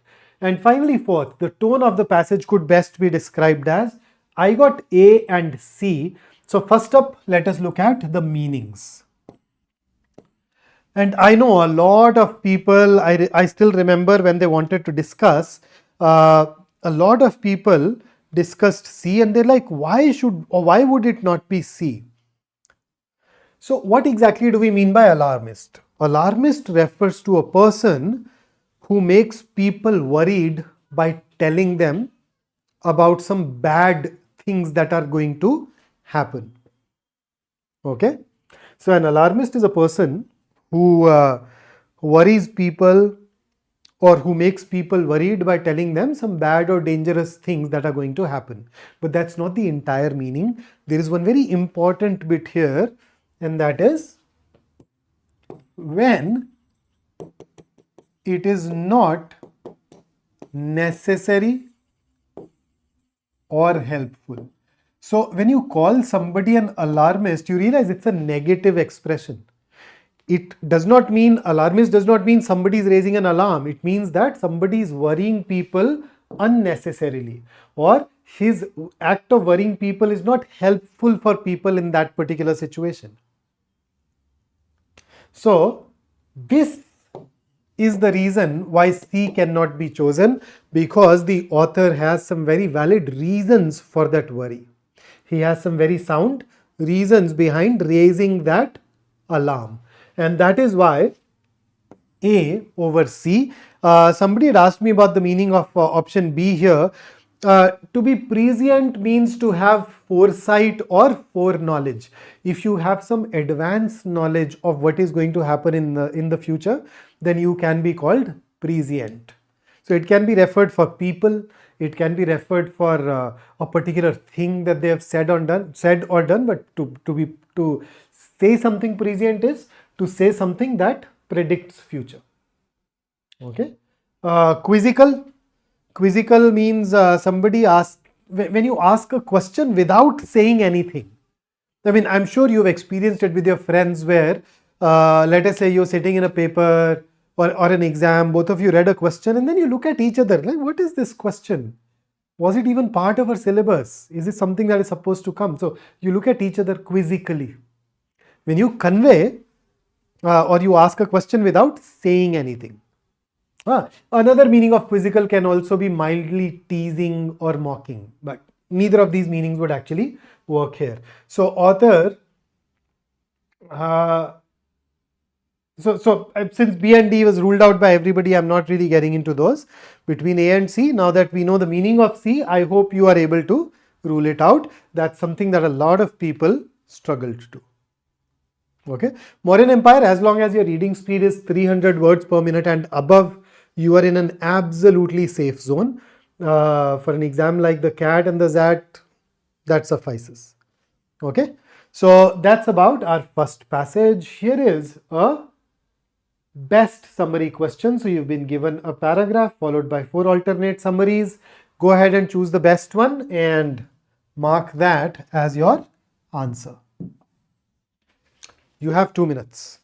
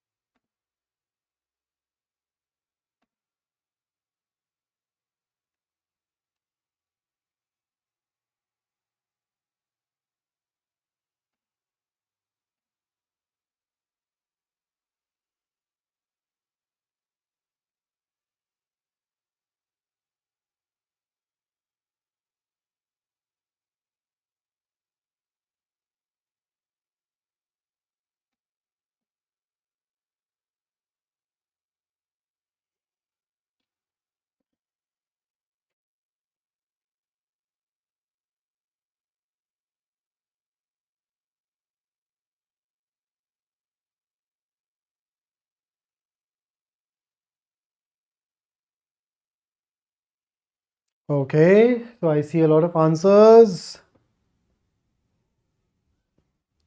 A majority is leaning towards C. Let's see, we also have D, A. Okay. Ayan says A was easy for him to rule out. So we'll first and foremost, obviously, we start with the passage. So lyric poetry is a genre of private meditation rather than public commitment. What exactly is public commitment? You've seen governments at times go ahead and say that, hey, there are certain policies, certain actions that we are standing behind. We will provide resources for these. We will take care of these things. That's a public commitment. Now, it's not always necessarily taken by a government. Here you're saying lyric poetry cannot really give you a public commitment. It is more of a private meditation. So see, this sentence basically tells you that there is a particular form of poetry called lyric poetry. It is more introspective, more personal. It is not something which is politically engaged. So you're talking about expressing individual feelings. So if a person sits down and talks about and writes about nature, love, beauty, existence, mortality, those kind of themes, those are the ones that you'd cover in lyric poetry. So it's not exactly a poetry where you talk to people and ask them to take some action to change the society. So think of it as, you can write a journal. Some people write a journal. So you can make an entry into your personal diary or personal journal, or you can go out and deliver a speech to a crowd of people. So that journal entry is closer to being personal and introspective, whereas that public speech is meant to ask people to take some action. So lyric poetry is not like a speech given from a public platform. It is more like writing something in your journal. And then it says the impulse in Marxism towards changing a society deemed unacceptable in its basic design would seem to place demands on lyric poetry, that such poetry with its tendency towards the personal, the small scale, and the idiosyncratic is anything which is strange or unusual, could never answer. So herein lies a contradiction. So Marxism want the society to change. Now the author says that lyric poetry cannot become a tool of change of the society, right? Because Marxism is talking about changing through what? Collective action, political engagements. Lyric poetry cannot do that. But then it changes again. There is within Marxism, however, so you realize it is going to give you a contrast now, also a strand of thought that would locate in lyric poetry modes of perception and description that call for the vision of worlds at odds with a repressive reality, or that draw attention to the workings of ideology within the hegemonic culture. So now see, when you live in a particular kind of world, there are times when it becomes hard for us to envisage, imagine a different kind of world. Have you ever seen a lot of Indians remarking about cleanliness when they go to some country abroad, not just the developed countries? In the last 2-3 months, I've seen videos where people go to some small countries in Africa, people go to Sri Lanka, and they talk about the streets being clean. Or when they go to developed nations, they talk about the roads being free of potholes. So the truth is, when you live in just one country and you're not aware of any other country, then those potholes become acceptable. You just think of these as a normal order of things. But in order to think of an alternative, you require imagination. So he says that within Marxism, they want you to come up with a new vision. And so the poetic imagination may indeed deflect larger social concerns, but it may also be implicitly critical and utopian. So poetry might avoid direct social engagement with larger issues, but it can lead to imagination among people, and that imagination can teach them to be critical of the way things are. That imagination can make them think of an ideal world instead of the world that they live in. So those are the kind of things that we are talking about here. So basically, it says that at one level, you may find that lyric poetry is useless for Marxism. At the same time, it does have some limited use. Okay, so now let's start. A. The focus of lyric poetry is largely personal, while that of Marxism is bringing change in society. Unless the difference is, so this sentence is absolutely okay, but the moment you come here, unless the difference is resolved, poetry will remain largely utopian. You realize there are two problems here. In fact, three. Does the passage talk about the fact that Marxism and lyric poetry need to resolve their differences? No. It says that they are two different things. At the same time, lyric poetry does have some limited use. So this resolve thing is addition. Then you see this distortion. It talks about poetry instead of lyric poetry. Then you see it says even if it were to say lyric poetry remains utopian. Where does it say that lyric poetry remains utopian? It says that lyric poetry can help you imagine a utopia. Does not mean that the poetry itself is utopian. And therefore, there are multiple problems with option A. Okay, then let's look at B. Marxism makes unreasonable demands on lyric poetry. However, lyric poetry has its own merits that are largely ignored by Marxism due to its personal nature. Largely ignored by Marxism is not true.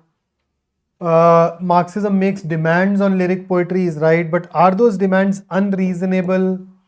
Lyric poetry is not able to fulfill those is different from saying that the demands are unreasonable. So we see these problems. Then see, the focus of lyric poetry as personal may not seem compatible with Marxism. However, it is possible to envisage lyric poetry as a symbol of resistance against an oppressive culture. So basically, it can help you imagine an alternate reality. So this does capture parts of the paragraph correctly. D. Marxism has internal contradictions due to which one strand of Marxism sees no merit. Where is this internal contradiction thing? Nowhere. So you can rule that out as well. So you notice C is the only option that does not have any problem if you are able to interpret the paragraph correctly. It's only when the interpretation is flawed that you can end up choosing the wrong answer. And in this particular case, it is not an easy paragraph to understand. So I would put it at a moderate to difficult level, best summary question. Okay. And with that, let's move over to our next passage. And once again, when we attempt a passage, we go in rounds. So here is the first round for you. Read it, spread it. I've divided into 3 slides, I guess. So read this, attempt the questions, and then we'll discuss.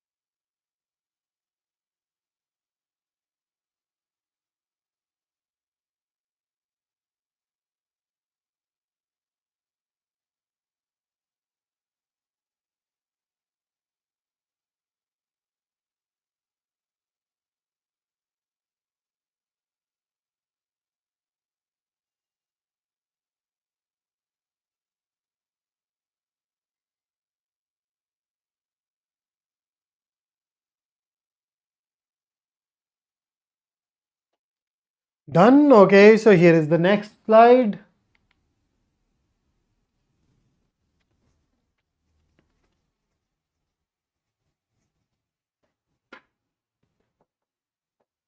Viral, I already have some dedicated videos uploaded to answer this question. You can check those.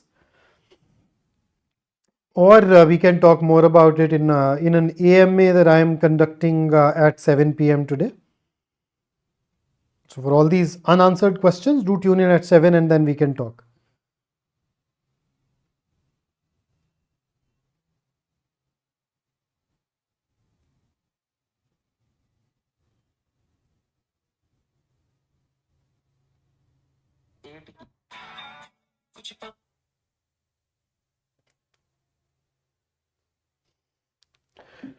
All right, here is the next.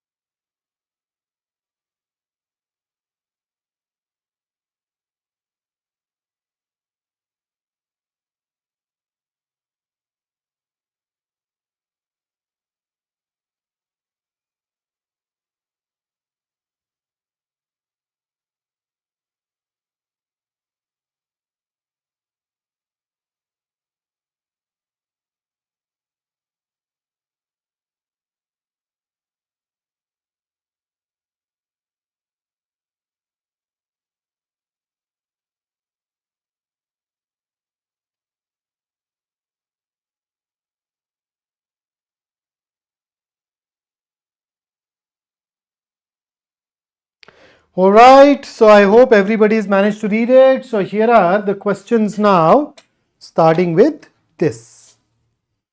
So I'm ready with my scratch pad and the timer so that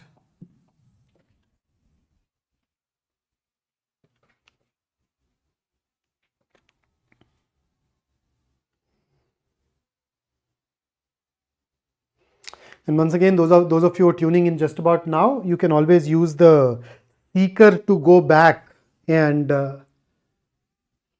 refer to the passage.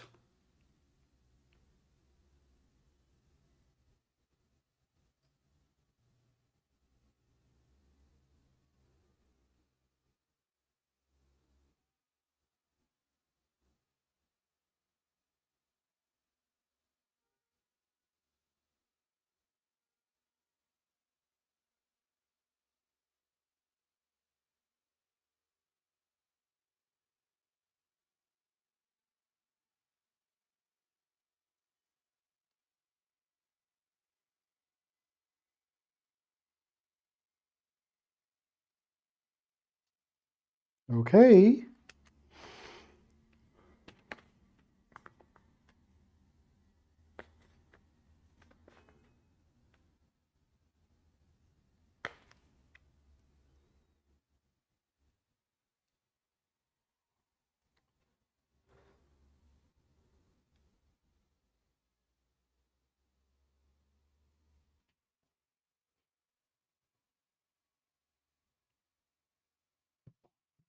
And here comes the next question.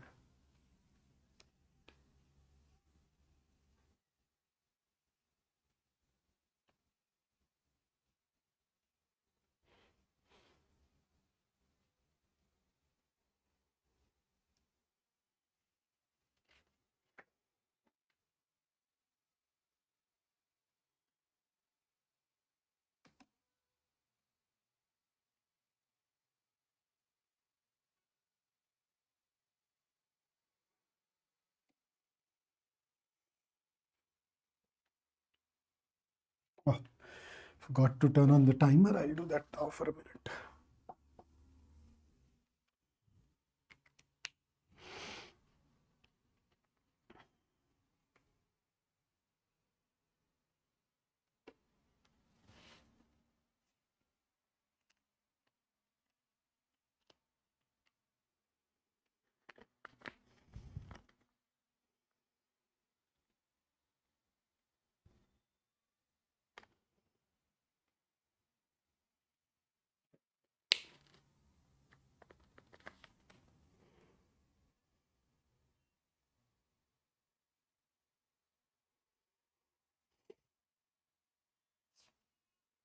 Oh, so all the 4 options are chosen. भाई John Wick आज accuracy थोड़ी लो चल रही है.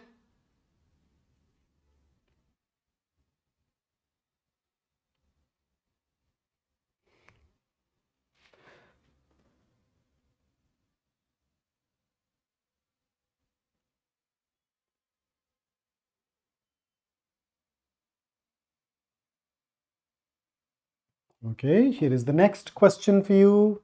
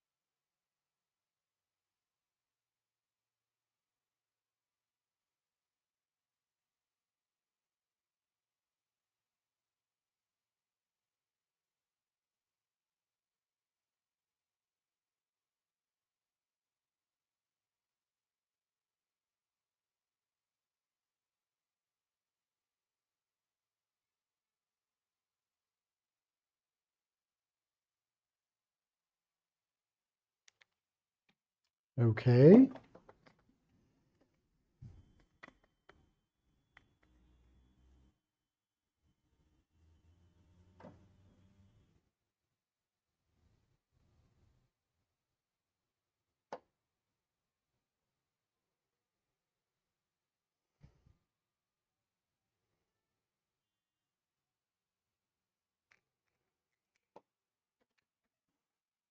And here comes the last question for you.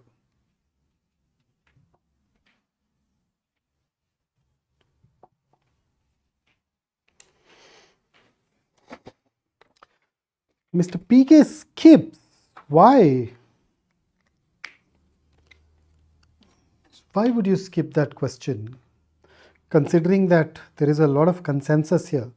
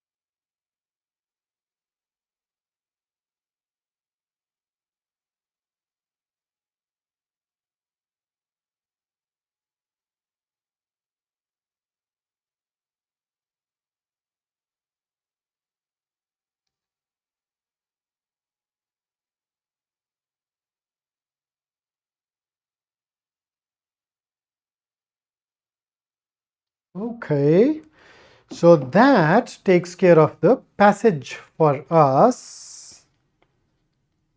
And a lot of you have gone on to share A, कुछ इक्का दुक्का C, D भी आया है, but mostly the answer that has been picked up is A. Akash, यार वो PYQs, whenever you pick up PYQs, you always have this challenge यार, that some people may have done this, some may not. So, I mean, that's a risk that we take, and that is why in majority of the sessions that I take, unless I explicitly label it PYQ, you've seen that I put in the effort to towards creating new content. In fact, I'd be doing that on Monday. I've created a new session of VA where we can work together. I'll just get that multi-streamed. वो मतलब कि एक batch का session है मेरे, but I'll just talk to the team and we'll multi-stream so that you guys can also join in over YouTube. So let's see. So let's start with the passage. If there is anything that you could not understand here, please ask. Fundamentally, it goes on to talk about language becoming endangered, as in coming under threat and then vanishing. Now, there can be various reasons for it. The first and foremost is there is no native speaker left. So obviously it becomes extinct.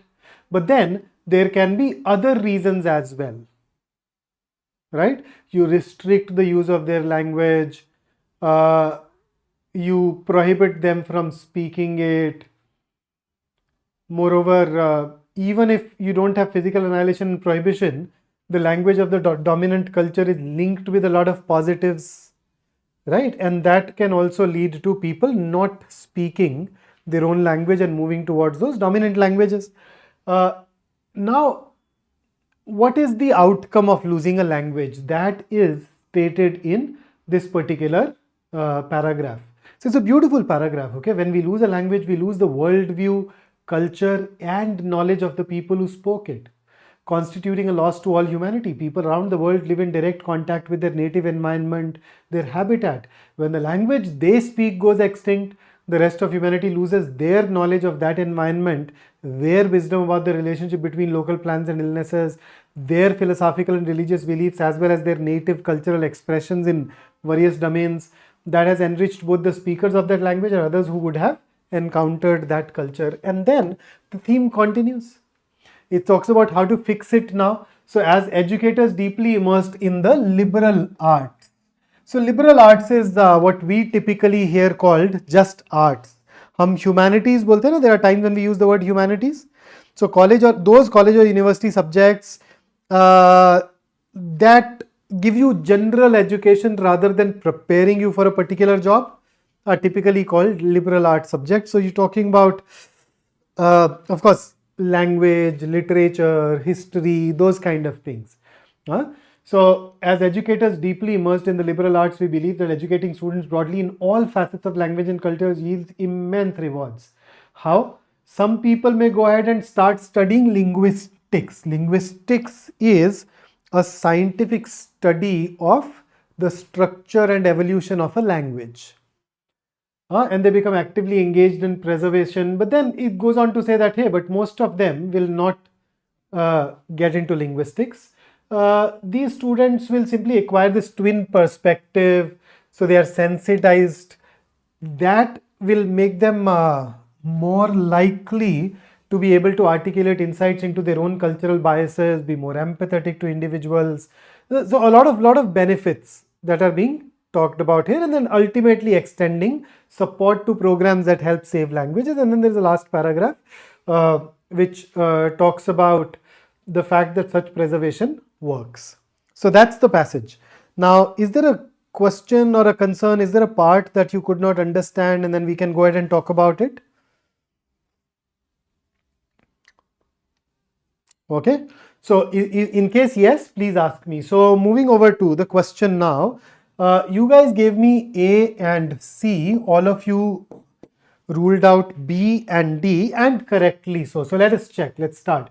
Which one of the following hypothetical scenarios, if true, would most strongly undermine the central ideas of the passage?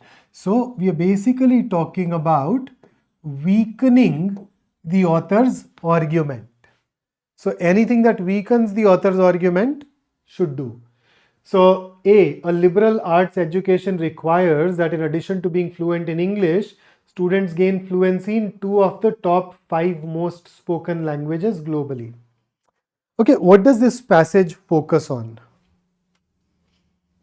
It focuses on the fact that there are languages that are endangered. There are languages that have very few speakers left, and the hope is that liberal arts students may go on to learn those languages. Now, by definition, an endangered language is not going to be a language which is spoken widely. What does A say? He says that it requires. So hypothetically, if you make it mandatory for a student to learn English plus 2 of the top 5 most spoken languages globally, then is the student going to learn a language that is endangered? Highly unlikely. You are already asking that student to learn at least 2 more languages. Maybe in case he does not come from a group of these most spoken languages, then you are asking him to learn 3 new languages. So you are reducing his probability of learning an endangered language, and if that happens, then the benefits that we have talked about from liberal arts education will not happen, and therefore this weakens it. Let's look at C. Most liberal arts students will pursue jobs in publishing and human resource management rather than doctorates in linguistics. Does it weaken? No. The passage itself goes on to tell us that the vast majority of students will not pursue this kind of activity, studying linguistics. So whenever you want to weaken an argument, you state the opposite of the premise. But here, C goes on to state the premise, support the premise. So it cannot weaken, it can only strengthen, and therefore C also gets ruled out, and thus the answer must be option A. Okay? So there you go. So in case you got this wrong, you'd have to think why. Did you start with this clarity of what weakening is and what you are looking for? Was it a silly mistake where you ignored this particular part of option A, which a lot of students did when they met me after the CAT exam and they got it wrong? So it has to be something that you need to focus on. Okay, 7th. So your answers were A, B, C, D. In fact, all the 4 were shared. So let's go ahead and discuss it. So it can be inferred from the passage that it is likely South America had a slightly better language survival rate than North America for all of the following reasons, except. So inference and except basically means that we'll go ahead and label them as true, false, can't say, and the one which is not true is going to be our answer. Now, why did native languages did not survive in North America? Annihilation, prohibition, right? So in all likelihood, South America did not go ahead and annihilated the people, or did not annihilate as many people or as many different groups as North Americans did not prohibit the use of indigenous language, etc. So let's see. So A, locals were provided job opportunities in the colonial administration. So can that be a reason? I mean, locals being provided jobs in the colonial administration, was that a factor cited for a loss of languages in North America? No. So on the basis of the paragraph, I guess we'd call it can't say. The colonial government was unable to mainstream the locals. Yeah. So remember that dominant group, dominant language goes ahead and wins. So if the locals do not get mainstreamed, if you do not give them, if you do not bring them to the position of dominance, what is likely to happen? Then they will try to learn your ways. So I mean, think of it a bit like reservations, right? At its heart, we're not really discussing the merits and demerits, but imagine there is somebody who is in a minority for some reason. Okay, let us say there is a person who is physically challenged. Or let us take even some more an example which is probably going to make it clearer. So you realize that some people who retire from army are given some reservations in certain positions, right? So you give them a special treatment. Now, because you give them a special treatment, they don't have to put in a lot of effort to be like the rest of the population. They can be themselves and yet get selected. But if you do not give them a special treatment, then it means that they have to compete against the rest of the individuals. So they need to become like the rest of the individuals. So if you do not mainstream the locals, if you do not give them a leg up, if you are not putting in that effort, then they will try to be more like the rest of the people. And that can be an issue. So this can be a reason for a better survival rate. So then see, not many native speakers were killed by European colonists, definitely cited as it is. European colonists allowed children of native speakers to stay at home with their families as opposed to putting them in schools. So C and D are pretty direct. So because C and D are both true, you could have ruled them out easily. The choice was more between A and B, where A cannot be determined and B can at least be inferred that if you don't mainstream, there are problems. So this is also true, and that is what makes A the answer. So maybe some of you forgot to think of. अभी से 2 minute में इतना सब कैसे सोचेंगे यार? When you have an overview of the passage, what will happen is that you will straight away go to the relevant part. So I know that this question has to be answered on the basis of this paragraph, right? So if you just read this, so you have annihilation, you have prohibition, and you have dominant culture driving other languages into extinction. So if you don't mainstream them, what are you doing? You are driving them into extinction. So you just had to map it with the first paragraph, and that's done. Is the explanation which is taking time. It is not the solving which takes time. Okay, then 8. In the context of the passage, which are of the following hypothetical scenarios not an example of the kind of loss that occurs when language becomes extinct? I think more or less a direct question. Most of you chose D. One or two individuals chose A. B and C was eliminated by everybody, and rightly so. So let's compare these. The Andamanese language as a word to describe someone who has lost a stepsister. When the language dies, we will lose the concept of the word and the emotions it evokes. So here are the impacts of losing the language. Check this. So if that language goes, if A is true, you are missing out on a unique cultural expression that could have enriched everybody else, right? Whereas D simply talks about we will lose one more group from the government list of indigenous tribes. I mean, it's a language which is getting extinct, which at times means people are getting extinct, but not always. So if the language gets extinct, how does it mean that the tribe is getting extinct? And moreover, are we talking about the loss as a reduction in the list of indigenous tribes? Not mentioned anywhere. So therefore, when you are asked not, this is the answer. Almost everybody got this right. 9th, your answer was A. And that's the only answer that I could see, and therefore I'm with you on this. A is the right answer. Since you've managed to rule out B, C and D, we can also rule those out. Amit, could it be D? Let's check D. The author believes that a liberal arts education combined with participation in language in all of the following ways, except that they will accept.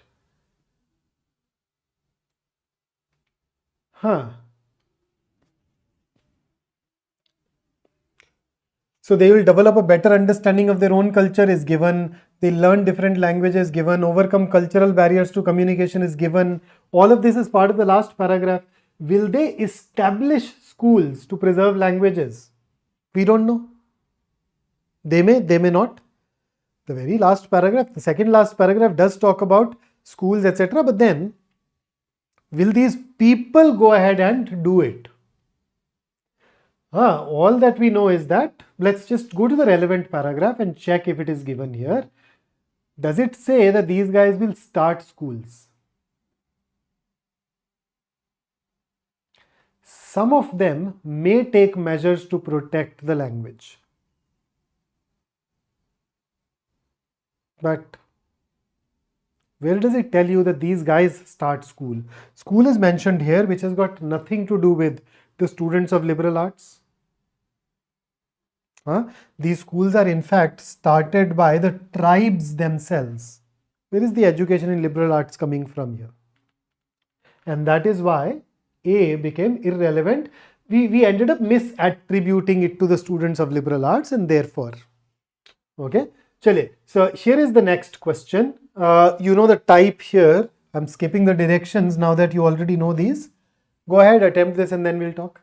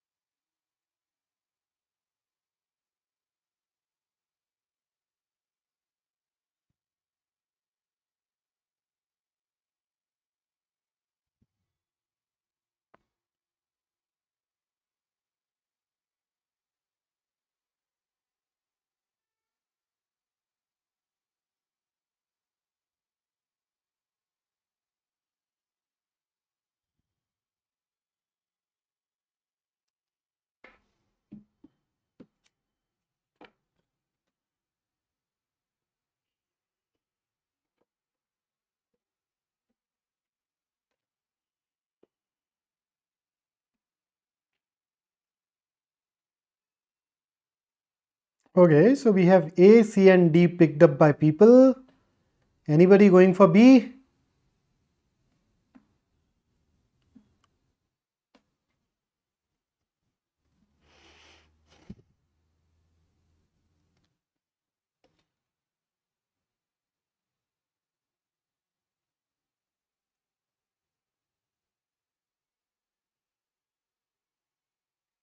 All right, let's go and talk. Ooh. Okay, so when the trad wife. Now, you know that we at times have a tendency to use short forms of words. Trad wife is basically nothing but a short form of traditional wife. So, you know, in a patriarchal role, the women traditionally are supposed to perform a certain type of role. So, trad wife is a married woman, especially one who posts on social media. So, she stays at home, engaging in cooking, cleaning, taking care of the children, all those household chores. So when the trad wife puts on that Georgic pinstriped dress, Georgic, I know, Georgic is related to rural areas or pastoral areas, related to agriculture, rural area, etc. And pinstripe dress, I have a pinstripe suit where there are these pinstripes in your suit. That's all that you have there. But maybe in the culture that this passage is based on, maybe in the traditional time, women used to wear some kind of clothes that had pinstripes. So she's not just admiring the visual cues of a fantastical past. A cue tells you what to do or how to act. She takes these dreams of storybook bliss literally, tracing them backward in time until she reaches a logical conclusion. So see, now some of us fancy some aspect of life. For example, we may engage with posts on social media that talk about the rural area. A lot of us engage with these posts on social media that deal with the mountains or the beaches. Remember all those Mera dil kahin dur pahadon mein, right? All those. So, you and I appreciate that life in the mountains. So here trad wife appreciates that life of a woman in the era gone by. The only difference is that she's not as just appreciating it. She insists on literally living it. And she's taking not just the positives, she's taking it to the logical endpoint. She says that, okay, if the dress and the house, etc., are from a particular era, then the gender roles that we have, the lifestyle that we had should also belong to that same era. So she's just taking it literally, and that makes it an uncomfortable mirror for the rest of us. It says that everyone else is also playing a dress up. I mean, you are acting as a student, I'm acting as a teacher, and then we don multiple hats, we play multiple roles in different situations. Isn't it? So we are in a way acting out different roles in our daily life. So she says that, okay, I am also acting out a different life, just like all of you do. It's just that she's not stopping at the surface level. She's taking the good as well as the bad, whereas a lot of us would probably stop at a surface level. So she insists in a way that your fantasy should be real, completely real, including those problematic part. And if you are not doing that, then maybe you are just not going all in, and that makes us uncomfortable. Right? So that's the gist. And if you look at the last part, just deserts is something that you deserve. So we engage with a lot of things, we look at them and we feel that they are real, we think that they are real, whereas in reality they are not real. right? Just surface. So we are hollow in that sense. So let's check. A, the tradwife's vintage dress and adherence to traditional roles reveal the artificial nature of modern life and its superficial values. Where does it say that modern life has superficial values? Do we have this anywhere?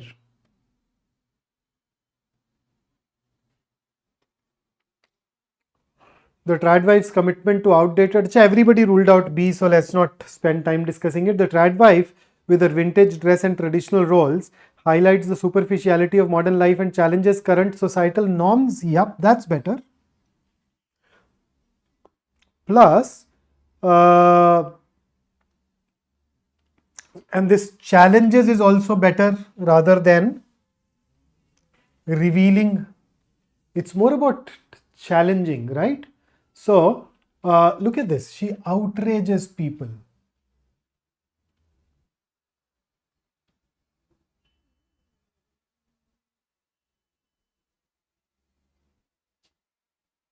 So challenges versus reveal. Challenges is still better than D. By promoting an idealized past, the tradwife exposes the artifice of contemporary values and mocks societal norms. Again, is she mocking? We are not talking about values. We are talking about what is being done here. So if you look at it, C as a result is going to be your best answer choice for this particular question, which I think the majority of us had also gone on to choose. Here is the next one. This is your odd one out. I'll start the timer and you'll start thinking. Go ahead.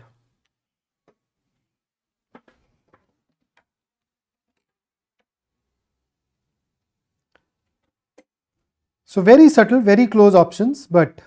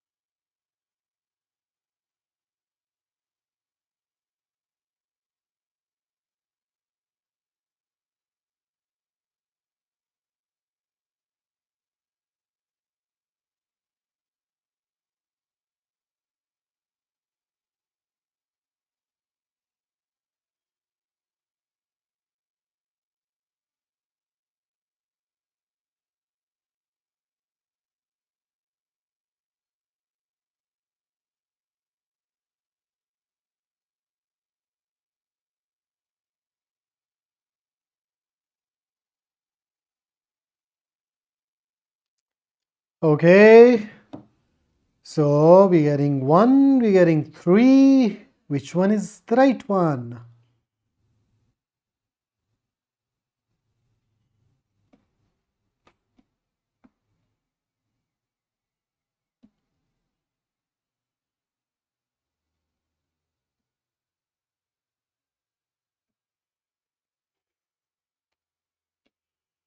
Okay, so let's go ahead and start. The correct answer here is, let's read it and we'll figure out. To create a synapse, the neuron has specialized structures often seen as tiny swellings at its terminal end of the axon, where it stores the chemicals that are emitted to transmit a signal to the next neuron. So you remember coming across these structures in your biology class, etc. So you had these neurons, and then they had these long arms called axons, and we are saying that towards the end there are these tiny nodes or swellings. I've just tried to make it. And this stores some chemical, and then that it connects with the next neuron here. So it talks about the biology. Now this fetal warm-up act the soldering of neuron connection before the eyes actually function is crucial to the performance of the visual system.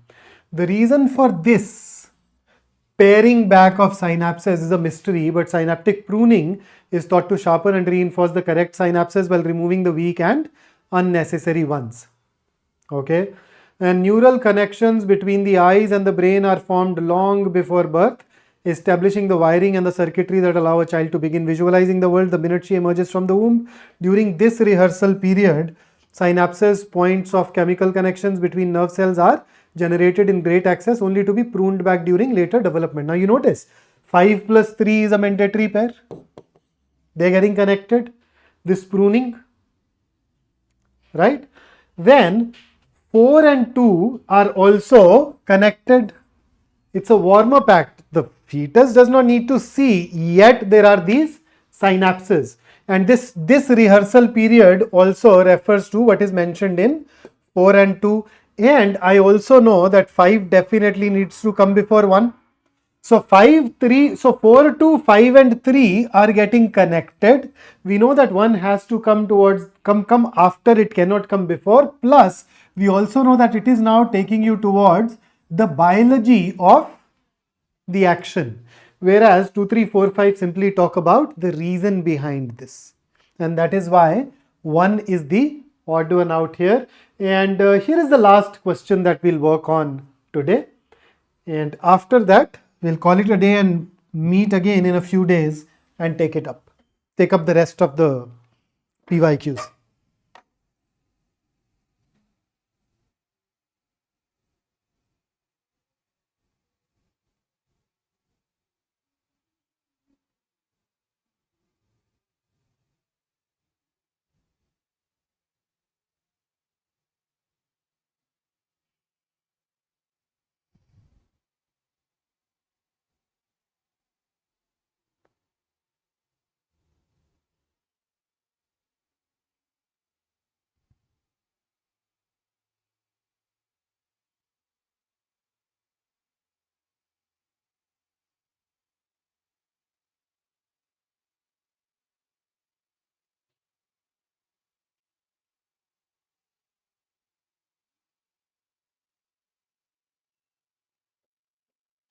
Kanchan, you can review the video and you'd realize why we have ruled out 1, or why we have arrived at 1.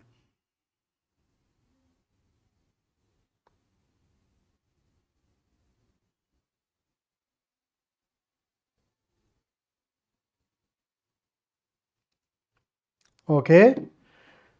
So, is it A, is it B, is it C, is it D, what is it? So, we are getting a lot of D's, we are getting some A's.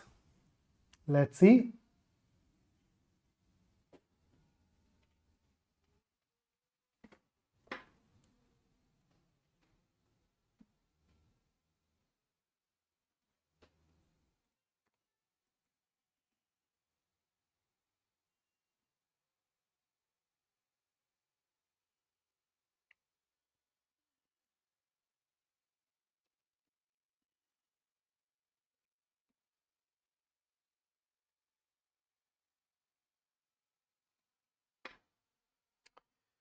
All right, so our time's up. Let's go ahead and check.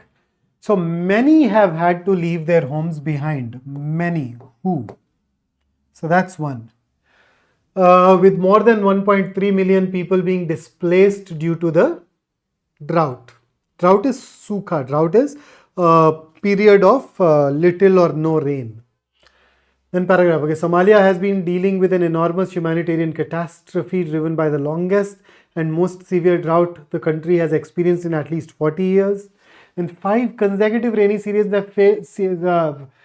have failed connects you to where? Somalia. And then this gives you the elaboration of longest and most severe as well.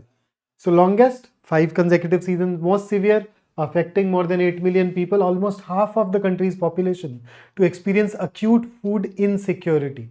So more than 43,000 people are believed to have lost their lives, with half of the lives lost likely being children under 5.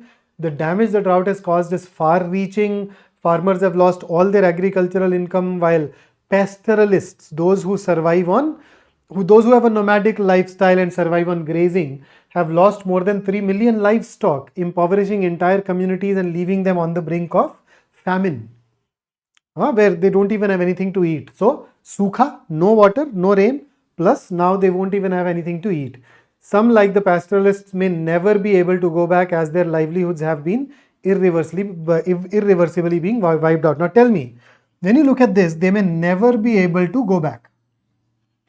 So far, the entire paragraph says that they are adversely affected where they live. Have we talked about their getting displaced yet? No. This is the only sentence that talks about people getting displaced. So once you are displaced, then you will talk about going back. And prior to that, there are sentences that just talk about the adverse effect of the drought. One of those is displacement, and those who get displaced, some of those may never be able to go back. So this is where, because of displacement and your ability to go back, this is going to be the most suitable blank for the lost sentence, and that is why our answer must be option D in this particular case. So we needed this. Okay, so there you go now. So that's it for today. I'll pick up the second half in our next marathon built around PYQs. In the interim, if you happen to have any questions, make sure that you join the group, and I'll strive to answer as many of them there as I possibly can. Additionally, I'll also see you on an AMA at 7 p.m. today on our sister channel MBA Wallah. And before I leave, do remember that your destiny is completely in your control. You are not powerless. You matter and you are enough. So that's it for today. Until the next one, have a great time and I'll see you soon.